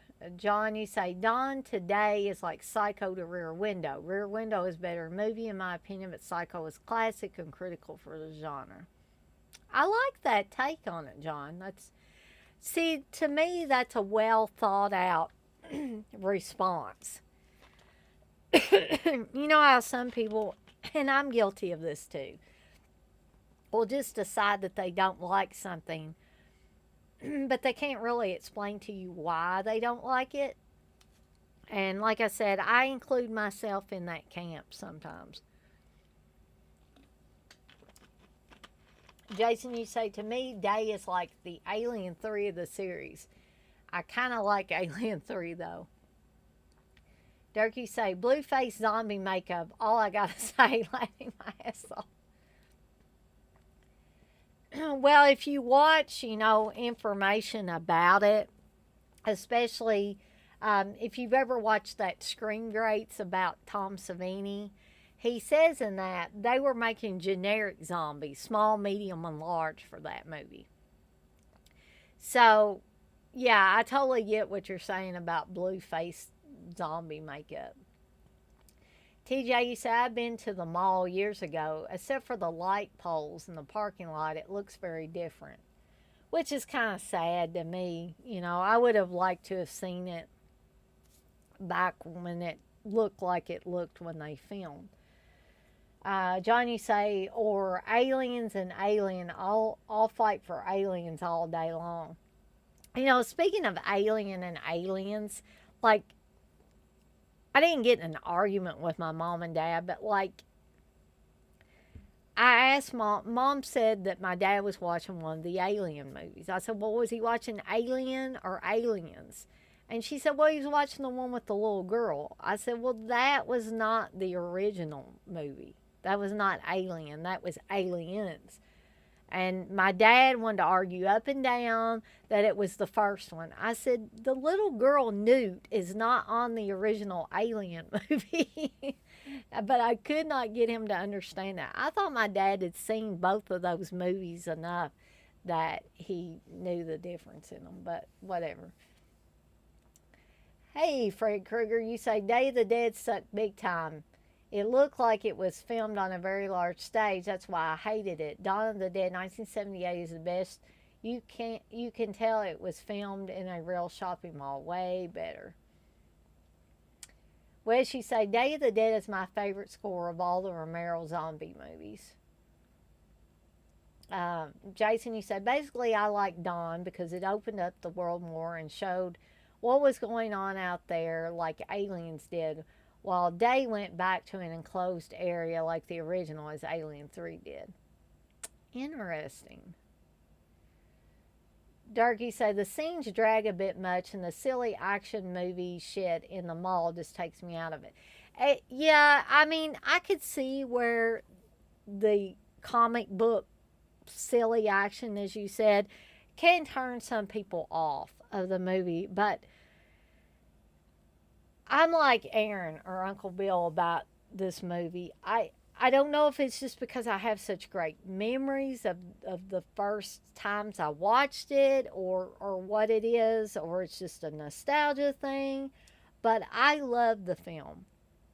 And I really think it expands on what was created in Night of the Living Dead. Now, I have no problem with you guys disagreeing with me on that. I'm already hearing a lot of you say that Day of the Dead, in your opinion, is better than Dawn of the Dead. Although, and I'm going to talk about Day of the Dead more here in a little bit, I just think that Dawn of the Dead, even with those comedic elements, had more of the old school Romero feel to it.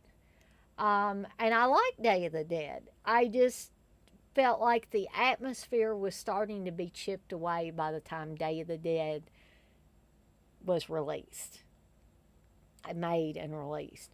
Because we were moving into the 80s then, and things were just taking a turn. They were changing. They were starting to change at that time. Um, Let's see. TJ, you say the score of Day is pretty great, plus the two vocal songs on the soundtrack have the same downbeat feel to them. John, you say you can't talk shit on Kung Fu Ken 4A now. Fred Krueger, you say I love the motorcycle gang in Dawn too. You say Day sucked. Jason, you say I love the score for both Dawn and Day. I think the original script for Day sounded awesome. It's a shame they didn't make that movie. Day is okay though. Fred Krueger, you say Night of the Living Dead is a classic. Yes, it certainly is. So Dawn of the Dead has a group of survivors holding up in a shopping mall, and I hear what some of you guys were saying about it took less of a claustrophobic approach in this movie because it was more wide open. I mean, these survivors pretty much took over many areas of the mall, and prior to the motorcycle gang showing up, they pretty much had free reign to go in all these different shops in the mall, get what clothes they want. It was basically like a shopping spree every day. But then you could see how, even though they had everything they'd ever wanted, they were bored. And there's a scene in there where you can tell that they're obviously bored stiff. Because, after all these things are as objects. And the only people they have around them are the people that they came here with. Because pretty much the rest of the world, or the rest of the people in the area that they know, are zombies. And they can't interact with them unless they want to get an arm bitten off or something like that, and then end up turning into a zombie as well. And some of our survivors do end up turning into zombies. Um, so I like the film. I like the fact that I feel like it expands on the original storyline. Um, we want, I mean, I wanted to know what was happening in other areas. What was happening beyond this farmhouse that we had in the original. I mean, are there more people out there alive? And what are they doing? And and are the zombies everywhere? You know? So, I really think Romero did a good job with this.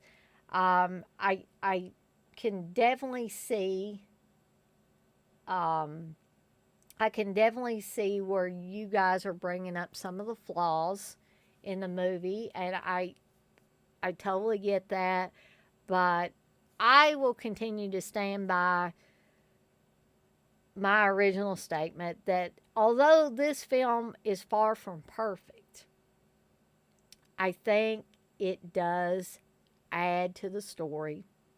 It propels the story along and it adds to the original story.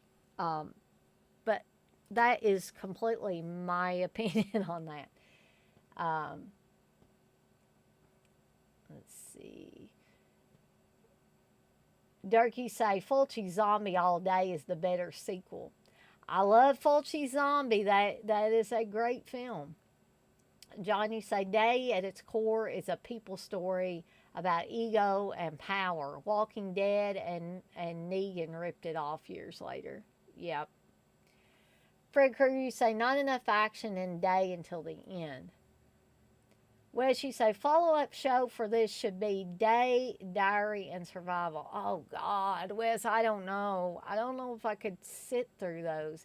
I hated Diary so much, and I hate to say this because I still, even respect Romero now, even though he's no longer around, no longer with us. I just, I hate to say it. Diary and Survival. I don't think I watched Survival or Land of the Dead. I think after Diary, I just completely tuned out.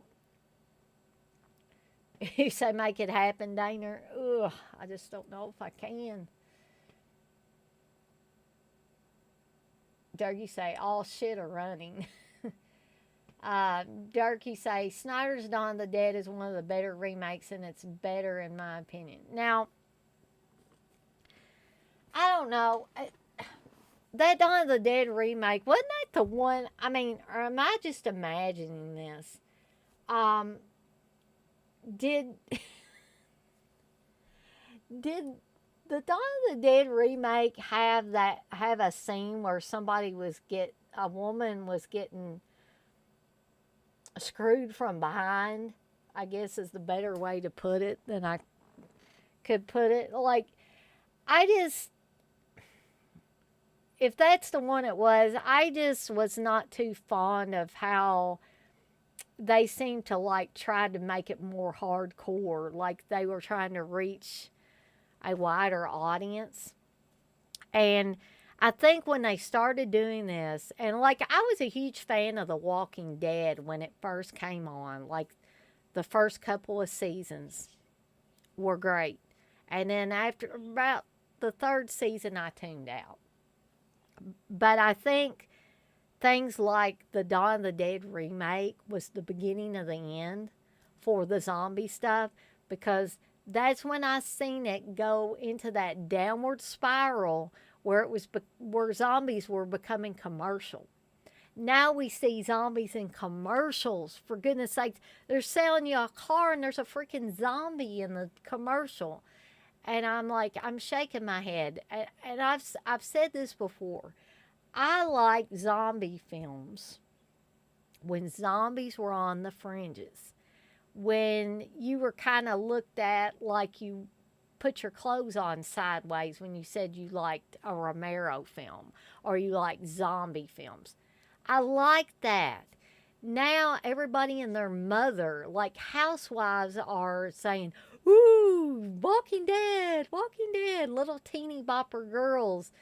"Ooh, Walking Dead." We're gonna go see Chandler, what's his face, or whatever. We're gonna stand in line for 15,000 hours to get to meet him. Um, so I think that was the I think Dawn of the Dead remake, Walking Dead, all that stuff was like the beginning of the end for the zombie stuff. Now it's cool to like zombies, and I don't want to be cool. I want to be outside. I want to be on the fringes again. I want it to be uncool to like zombies. Let's see here. You guys are probably going to think, geez, Dan, get off your soapbox.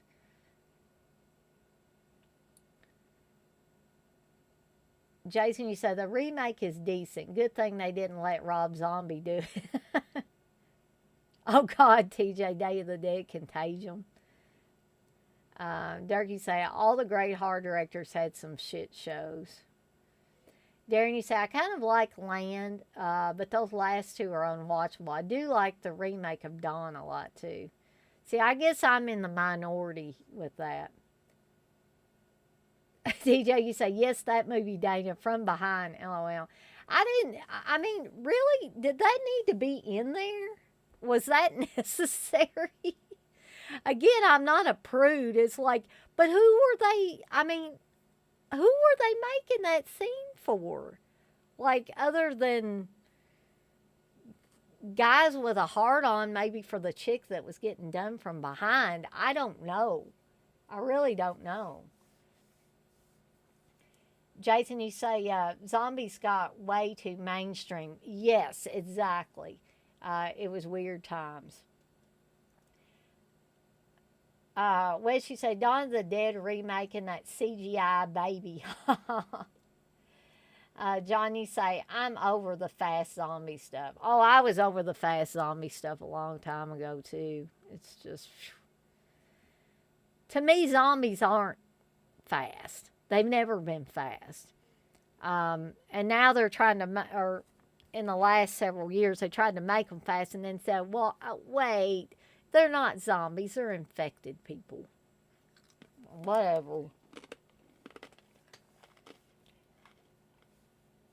TJ, you say, I like Dawn Remake for what it was. It was more a movie that was a homage to the original movie, but too many incidental characters. Yes, at Dead Pit Radio, that damn baby, LOL.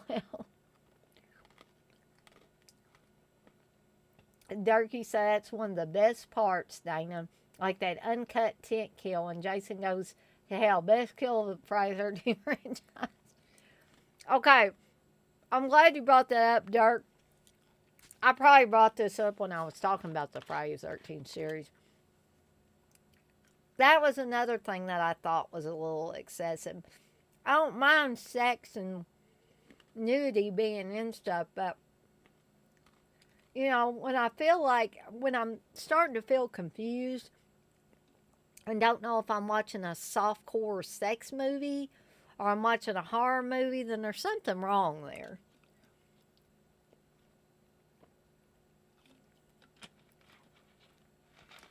Darren, you say, I can't think of a decent zombie film after 2005. Correct me, though, if anyone knows any. Jason, you say 28 Weeks Later was okay. Oh, TJ, you brought up Train to Busan.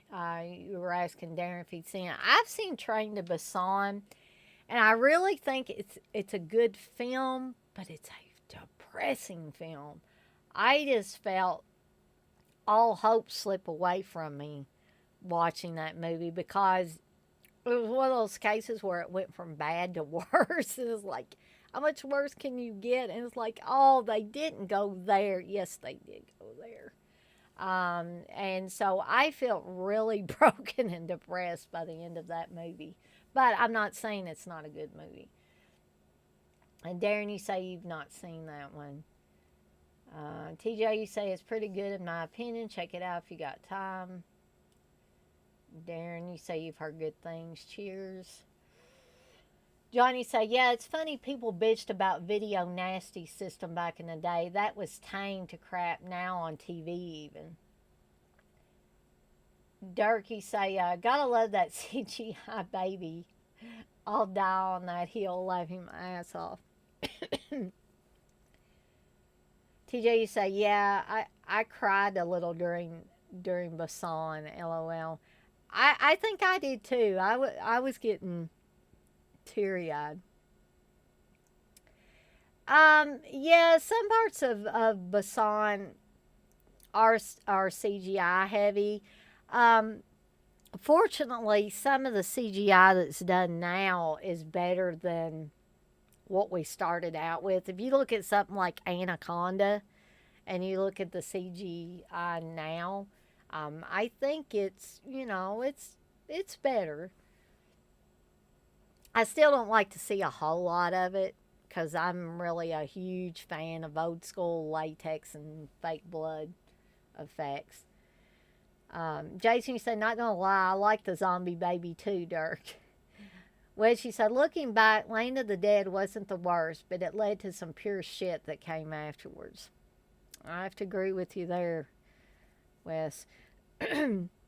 So, I said I wasn't gonna stay too long on this one. Unfortunately, I've forgotten all the special features that are on here. Um, but I think it's pretty much a lot of the same stuff that you've seen on previous releases. But there may be a few new tidbits. I mean, if you're a fan of 4K, I would say definitely pick it up if you can. If you don't have the ability to watch 4K and you've never seen Dawn of the Dead, try to find one of the other versions of it, even a DVD or a VHS version, if you have to. This might be, I mean, you might be able to find it on YouTube. It could possibly be on Tubi. I'm not 100%. But if you've never seen it, I urge you to seek this one out and watch it at least once. If it's been a while since you watched it, pull the sucker back out and watch it again. You might find, especially some of you guys that said you didn't really care for it, give it another watch at my request and see if you like it any better, especially if it's been a really long time since you watched it. But anyway, that's Dawn of the Dead. I'm going to read through some of these.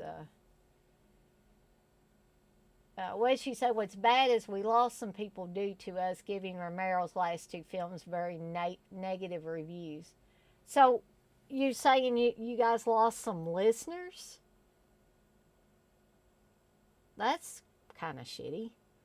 Because, like, I'm sorry, I would have to give negative reviews to some of that stuff too. Texas, you say there's the sadness, Darren. Ooh, yeah, this sadness was a hard one for me to get through just because, even though Steve told me, oh, Dana, you can tell he's not really screwing her in her eye socket. I said, I know that.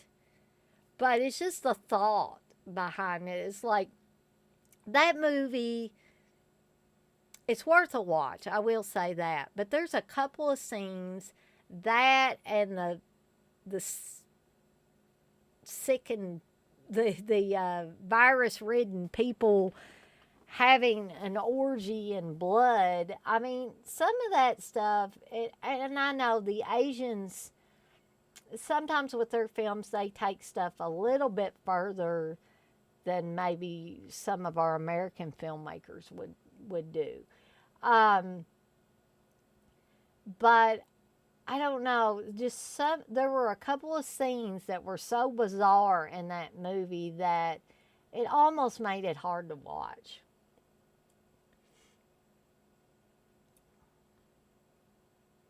Darren, you say you do want to see the sadness. It'd be worth a watch, Darren. John, you say Zombieland 1 is okay. It's more comedy, though. TJ, you say One Cut of the Dead is supposed to be great. Haven't seen it though. I think Steve watched that one, and the parts of it that I saw, I wasn't really a big fan of it. So I haven't actually sat down and watched it all the way through. But Texas, you say One Cut of the Dead is pretty damn good, TJ. There you say he was getting some brain.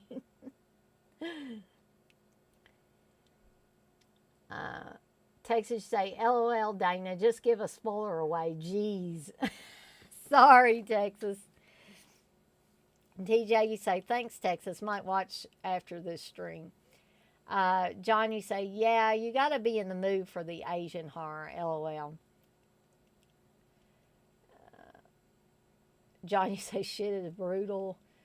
Jason, you say, One Cut of the Dead is more about filmmaking than zombies. John, you say, Asian horror is like the gloves are off. I'm amazed the U.S. embraced Squid Game as much as they did. Yeah, that was something that I never got into, but there were several people that were really, excited about it. Including, I think, my neighbors. And so, and that damn light went off again, didn't it? Well, I'm going to try one more time and see if maybe we can keep this light on, the green screen, for a little bit longer. Wes is probably going away because he's getting vertigo from my green screen.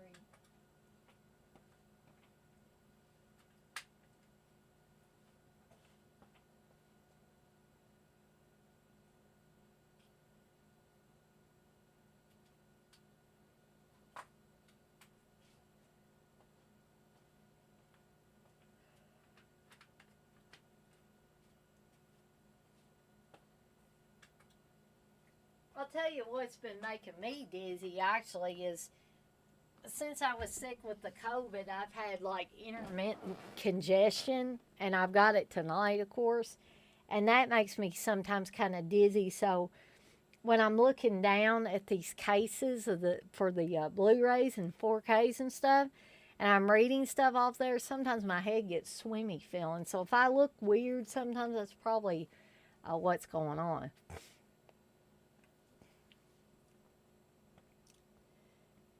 So we're going to move on to the last one in the original trilogy, and then we're going to talk about Savini's remake. This is Day of the Dead. Now, some of you said it sucked. Some of you said it was okay, and some of you think it's better than Dawn of the Dead. I probably am in the camp that says it's decent. But I think, too, why there are so many different opinions on this, again, is because we had moved into the 80s by the time that this came out. The other movies, one had been in the late 60s. The other had been in the late 70s. This one came out in the mid-80s. So things had changed by this time. The landscape itself had changed. We were no longer in a very difficult to understand war. We weren't dealing with, sure, we were dealing with things like drug abuse, the AIDS epidemic, all kinds of things like that. But the terrain was just different. Everything had changed since that original classic movie. Let's see. John, you say, I think Asian horror is so praised because it's just relentless and nihilistic. There's no happy ending or lightness. It's just 90 miles per hour insanity and violence. Exactly. And they go into areas that sometimes I'm not sure that I want to enter into. You know what I mean? I'm always like, ooh, do I want to go down this path with this filmmaker? I'm not sure. John, you say, I have to be in the mood for that stuff, not a daily watch. Exactly. Darren, you say, Day is the masterpiece of the trilogy. Durkee say, you getting that Evil Dead 4K? Give it another shot, Dana. You could do a double feature with Hereditary. I'll buy you a copy, laughing myself. Oh, no, Dirk, you know, I'm not going to get the 4K. I mean, has a 4K already came out of that damn remake? Or am I just thinking that Steve has a 4K? Because if he's already got a 4K, granted, I could watch his if I wanted to. I just don't want to right now. But please don't spend your money on a copy of that for me.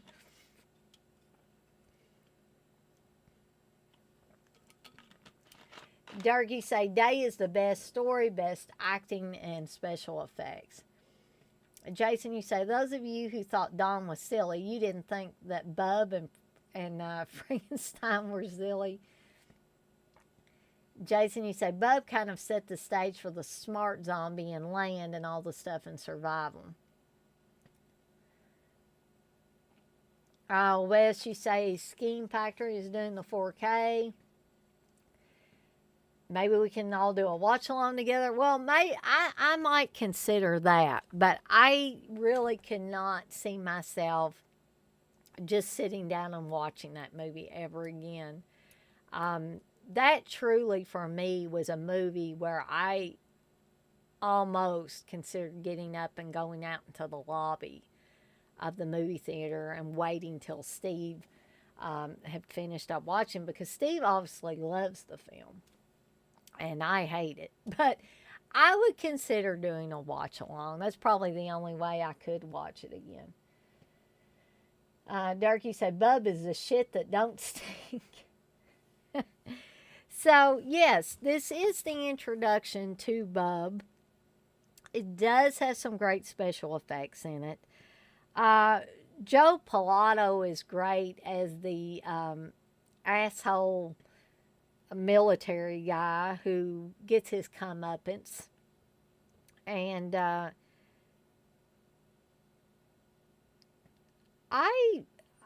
mean, it's definitely worth watching. It's a worthy entry into this original trilogy.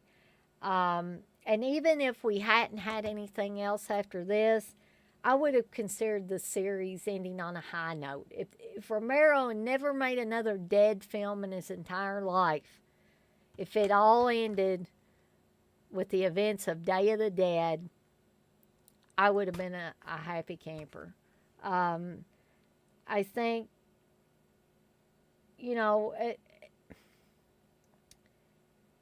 I think part of the problem may have been Hollywood got a hold of the films and fucked them up a little bit. Sorry for using that term, but that's just how I feel about it. And it wasn't all Romero's fault. But once the producers or the guys with the money get their hooks in you, invariably things are going to go sideways. It may not happen the first time around, but eventually it's going to happen. Yes, Rhodes Kill is one of the best screen kills ever. And when you know the story behind that, which I'm sure all of you do that have seen these documentaries and stuff, that when they went away for maybe it was Thanksgiving break or something, and then they were going to come back and film again, somebody unplugged the freezer where they had all these animal intestines.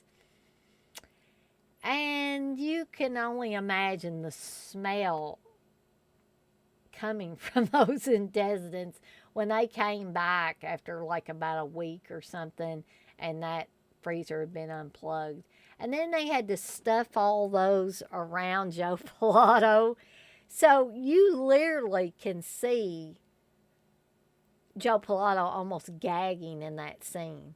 And if you watch the behind the scenes stuff, they're putting stuff underneath his nose so he doesn't, so hopefully he doesn't have to smell that as much. Um, but it's sickening even thinking about that. And the fact that Joe Pilato was willing to do that, knowing these were rotten intestines they were surrounding him in. Um, and then for the people playing the zombies that had to pull these out, and they were supposed to be Joe Pilato or Rhodes's intestines, and they're having to act like they're enjoying eating them and stuff. It's just like, that is so gross. Um, Dirk, you say, I just pretend y'all never happened and insert zombie. Jason, you said the bad thing is that Rhodes is actually right. The scientist is wasting time and getting people killed. Too bad Rhodes was too chicken to just abandon the project earlier. Yeah, I mean, in many ways, Rhodes was right, but then Rhodes was a crazy asshole, too, on top of that. So it's kind of hard to deal with crazy assholes, even if they do make sense about 1% of the time.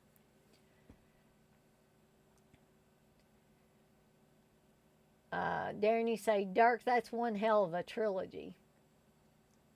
Dirk, you say, hell yeah, Darren. Darren, you say, Fulci versus Romero. Now, there's a conversation. Yeah, and I'd be willing to do a live stream on that. And then we could all have a conversation on that. And that may be forthcoming.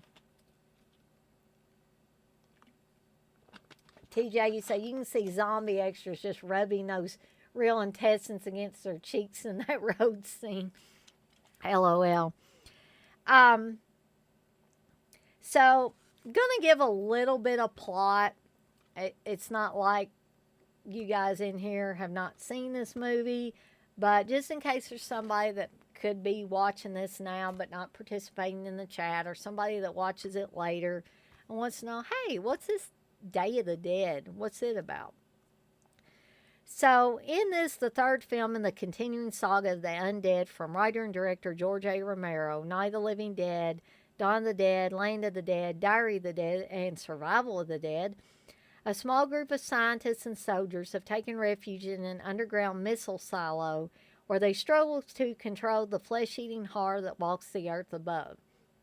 But will the final battle for the future of the human race be fought amongst the living, or have they forever unleashed the hunger of the dead? Laurie Cardille, Joe Pilato, and Richard Liberty star in this controversial classic with groundbreaking gore effects by Tom Savini. So,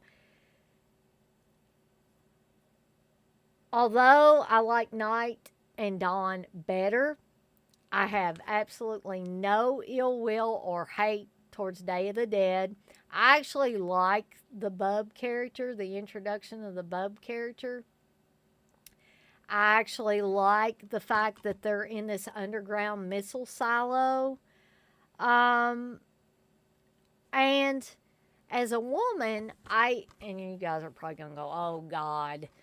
But as a woman, I like the fact that they put Laurie Cardille's character in a pivotal role in this.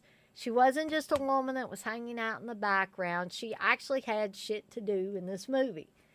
And it didn't just feel like they just stuck a woman in there and just let her stand there, like some kind of cardboard cutout. She was a functional part in the machinery that was moving this movie along. And so, bless her heart, I think Laurie Cardille did an excellent job in this. I don't feel like that they gave, other than the original but Judy O'Day spends most of that movie in a catatonic state, and she will admit to that.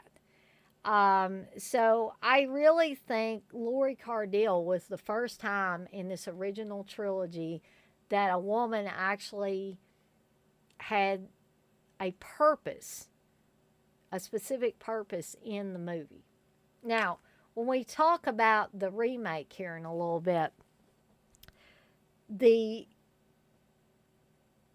Barbara character takes on a more militarized character type, or more action oriented. She does have breakdowns, and again, I'm going to talk about that here in just a second, but she's tougher, obviously, than the original Barbara character. Let's see.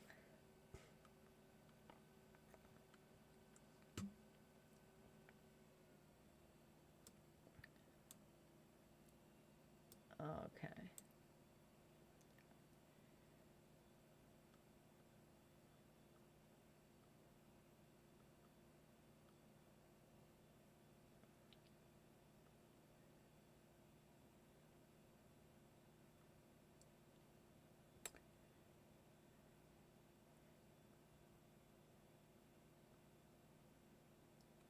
Well, I know I missed some stuff. Uh,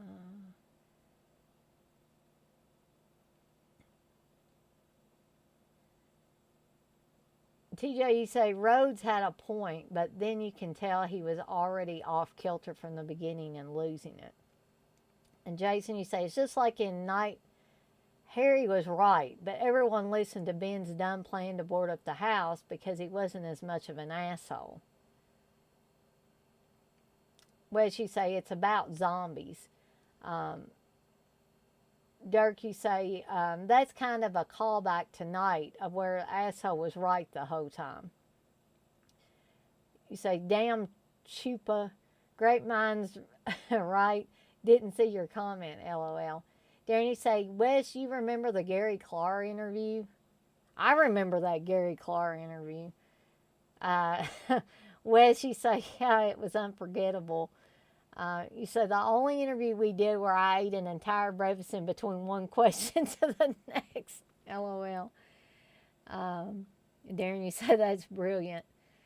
Dirk, you say, yeah, in Night, both characters' pride got everyone's ass killed, and Ben might have survived if he wasn't the lone survivor, or were the mob just racist.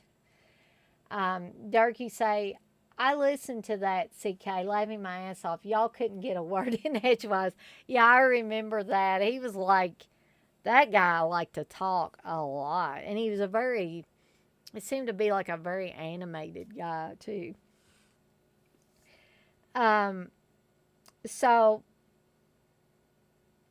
again, if the trilogy, or if this had ended as a trilogy, and there were no more Dead films after this, I would have been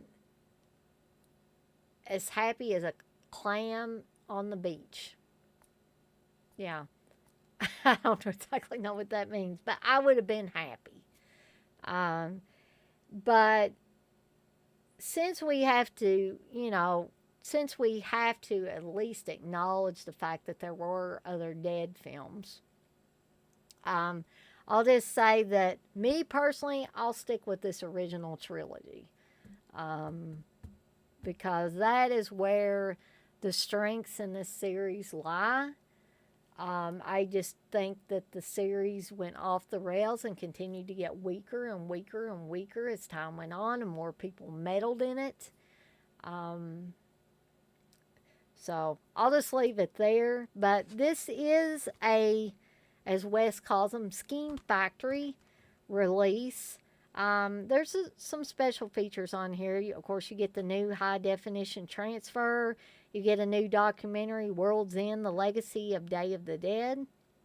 Audio commentary with writer and director George A. Romero. Special makeup effects artist Tom Savini. Production designer Cletus Anderson. And actress Lori Cardille. Behind-the-scenes footage from special makeup effects artist Tom Savini's archives, photo galleries, theatrical trailers, TV spots, and more. And that is Day of the Dead. Definitely a solid entry into this original trilogy. There's no doubt about that.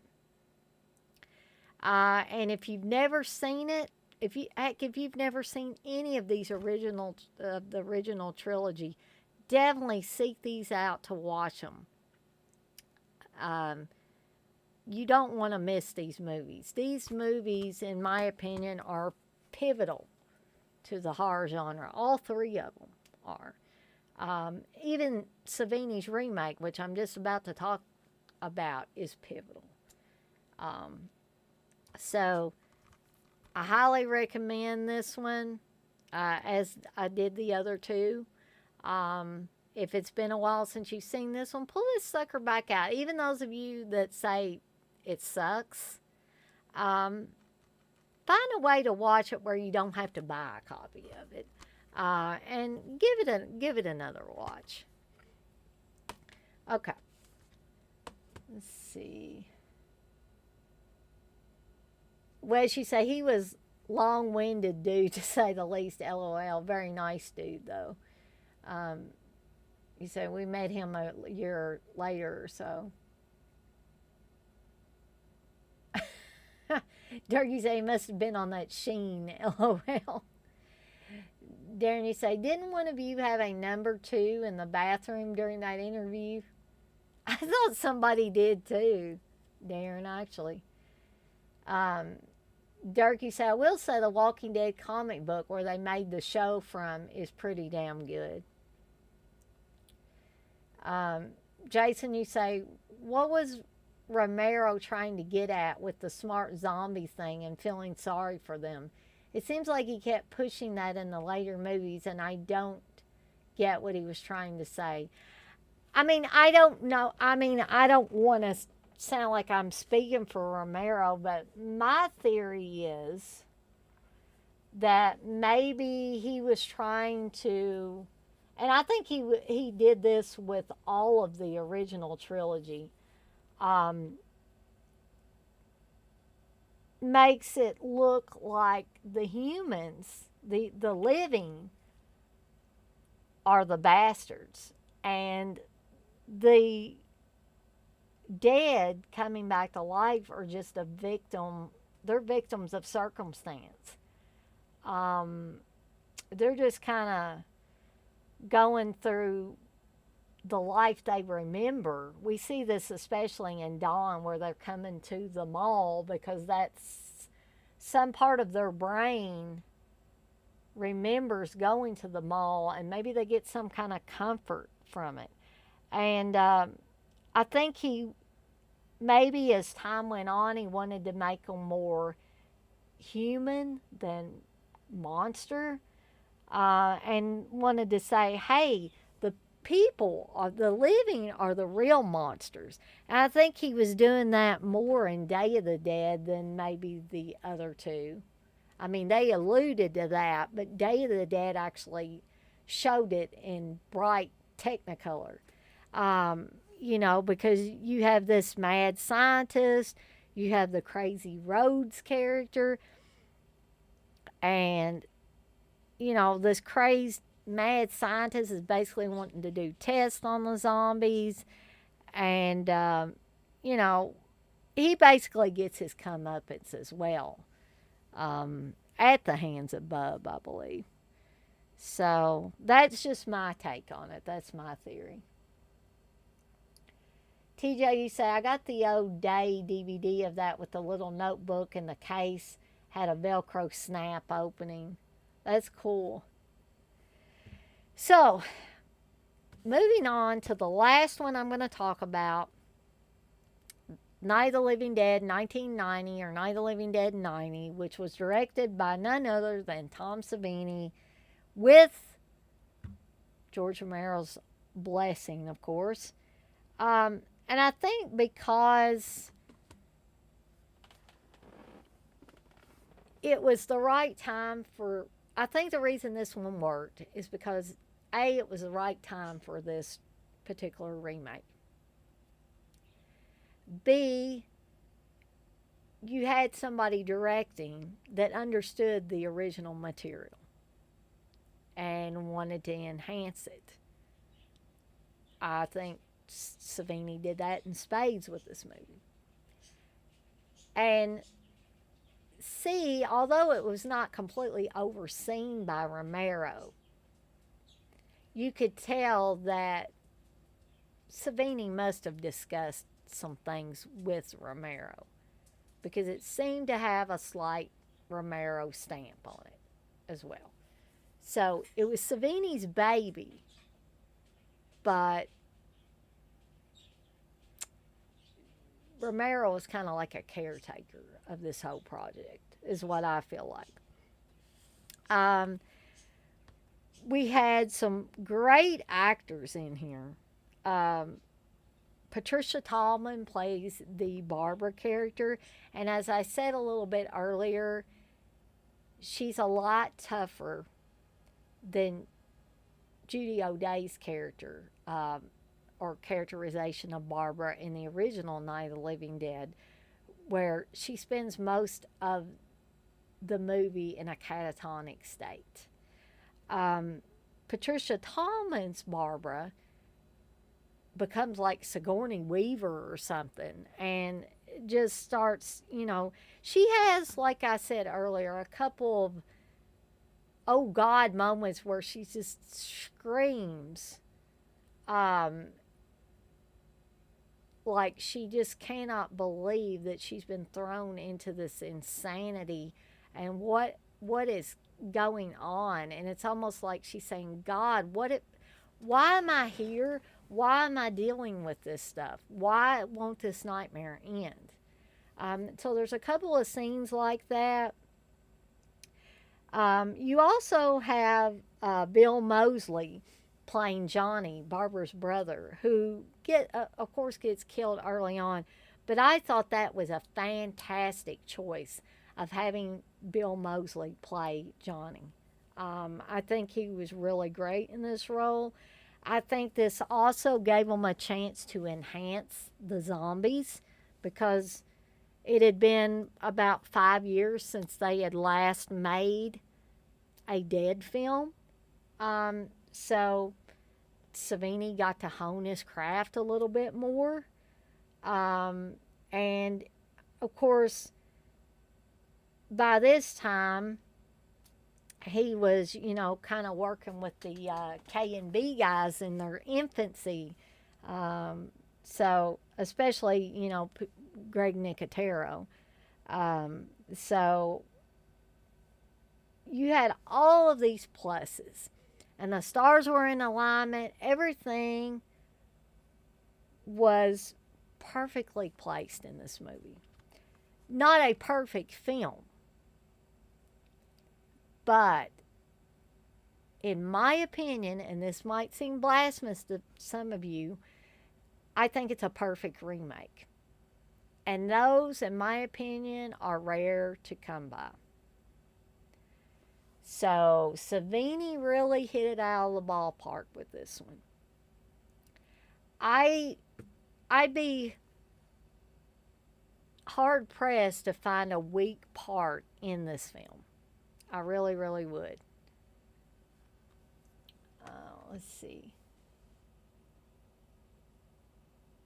TJ, you say Romero said he originally wanted Barbara to be more like she was in the remake, but I don't know if it was he was just saying that for whatever reason.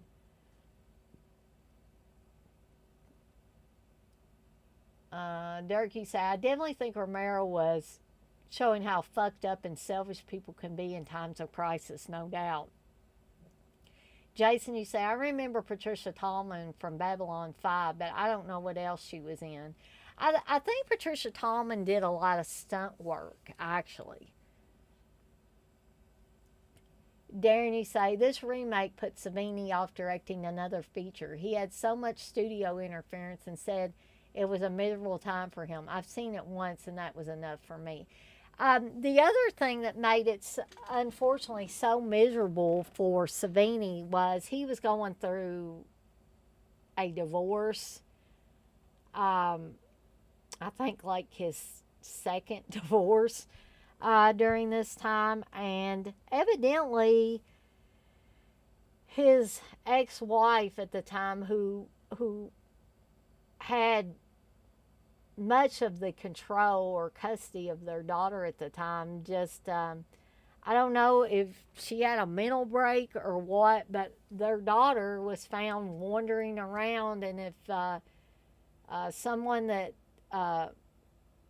Savini knew wasn't a cop and could say, "Oh, hey, I'll come get her, and then I'll contact her father," who knows what may have happened to that girl.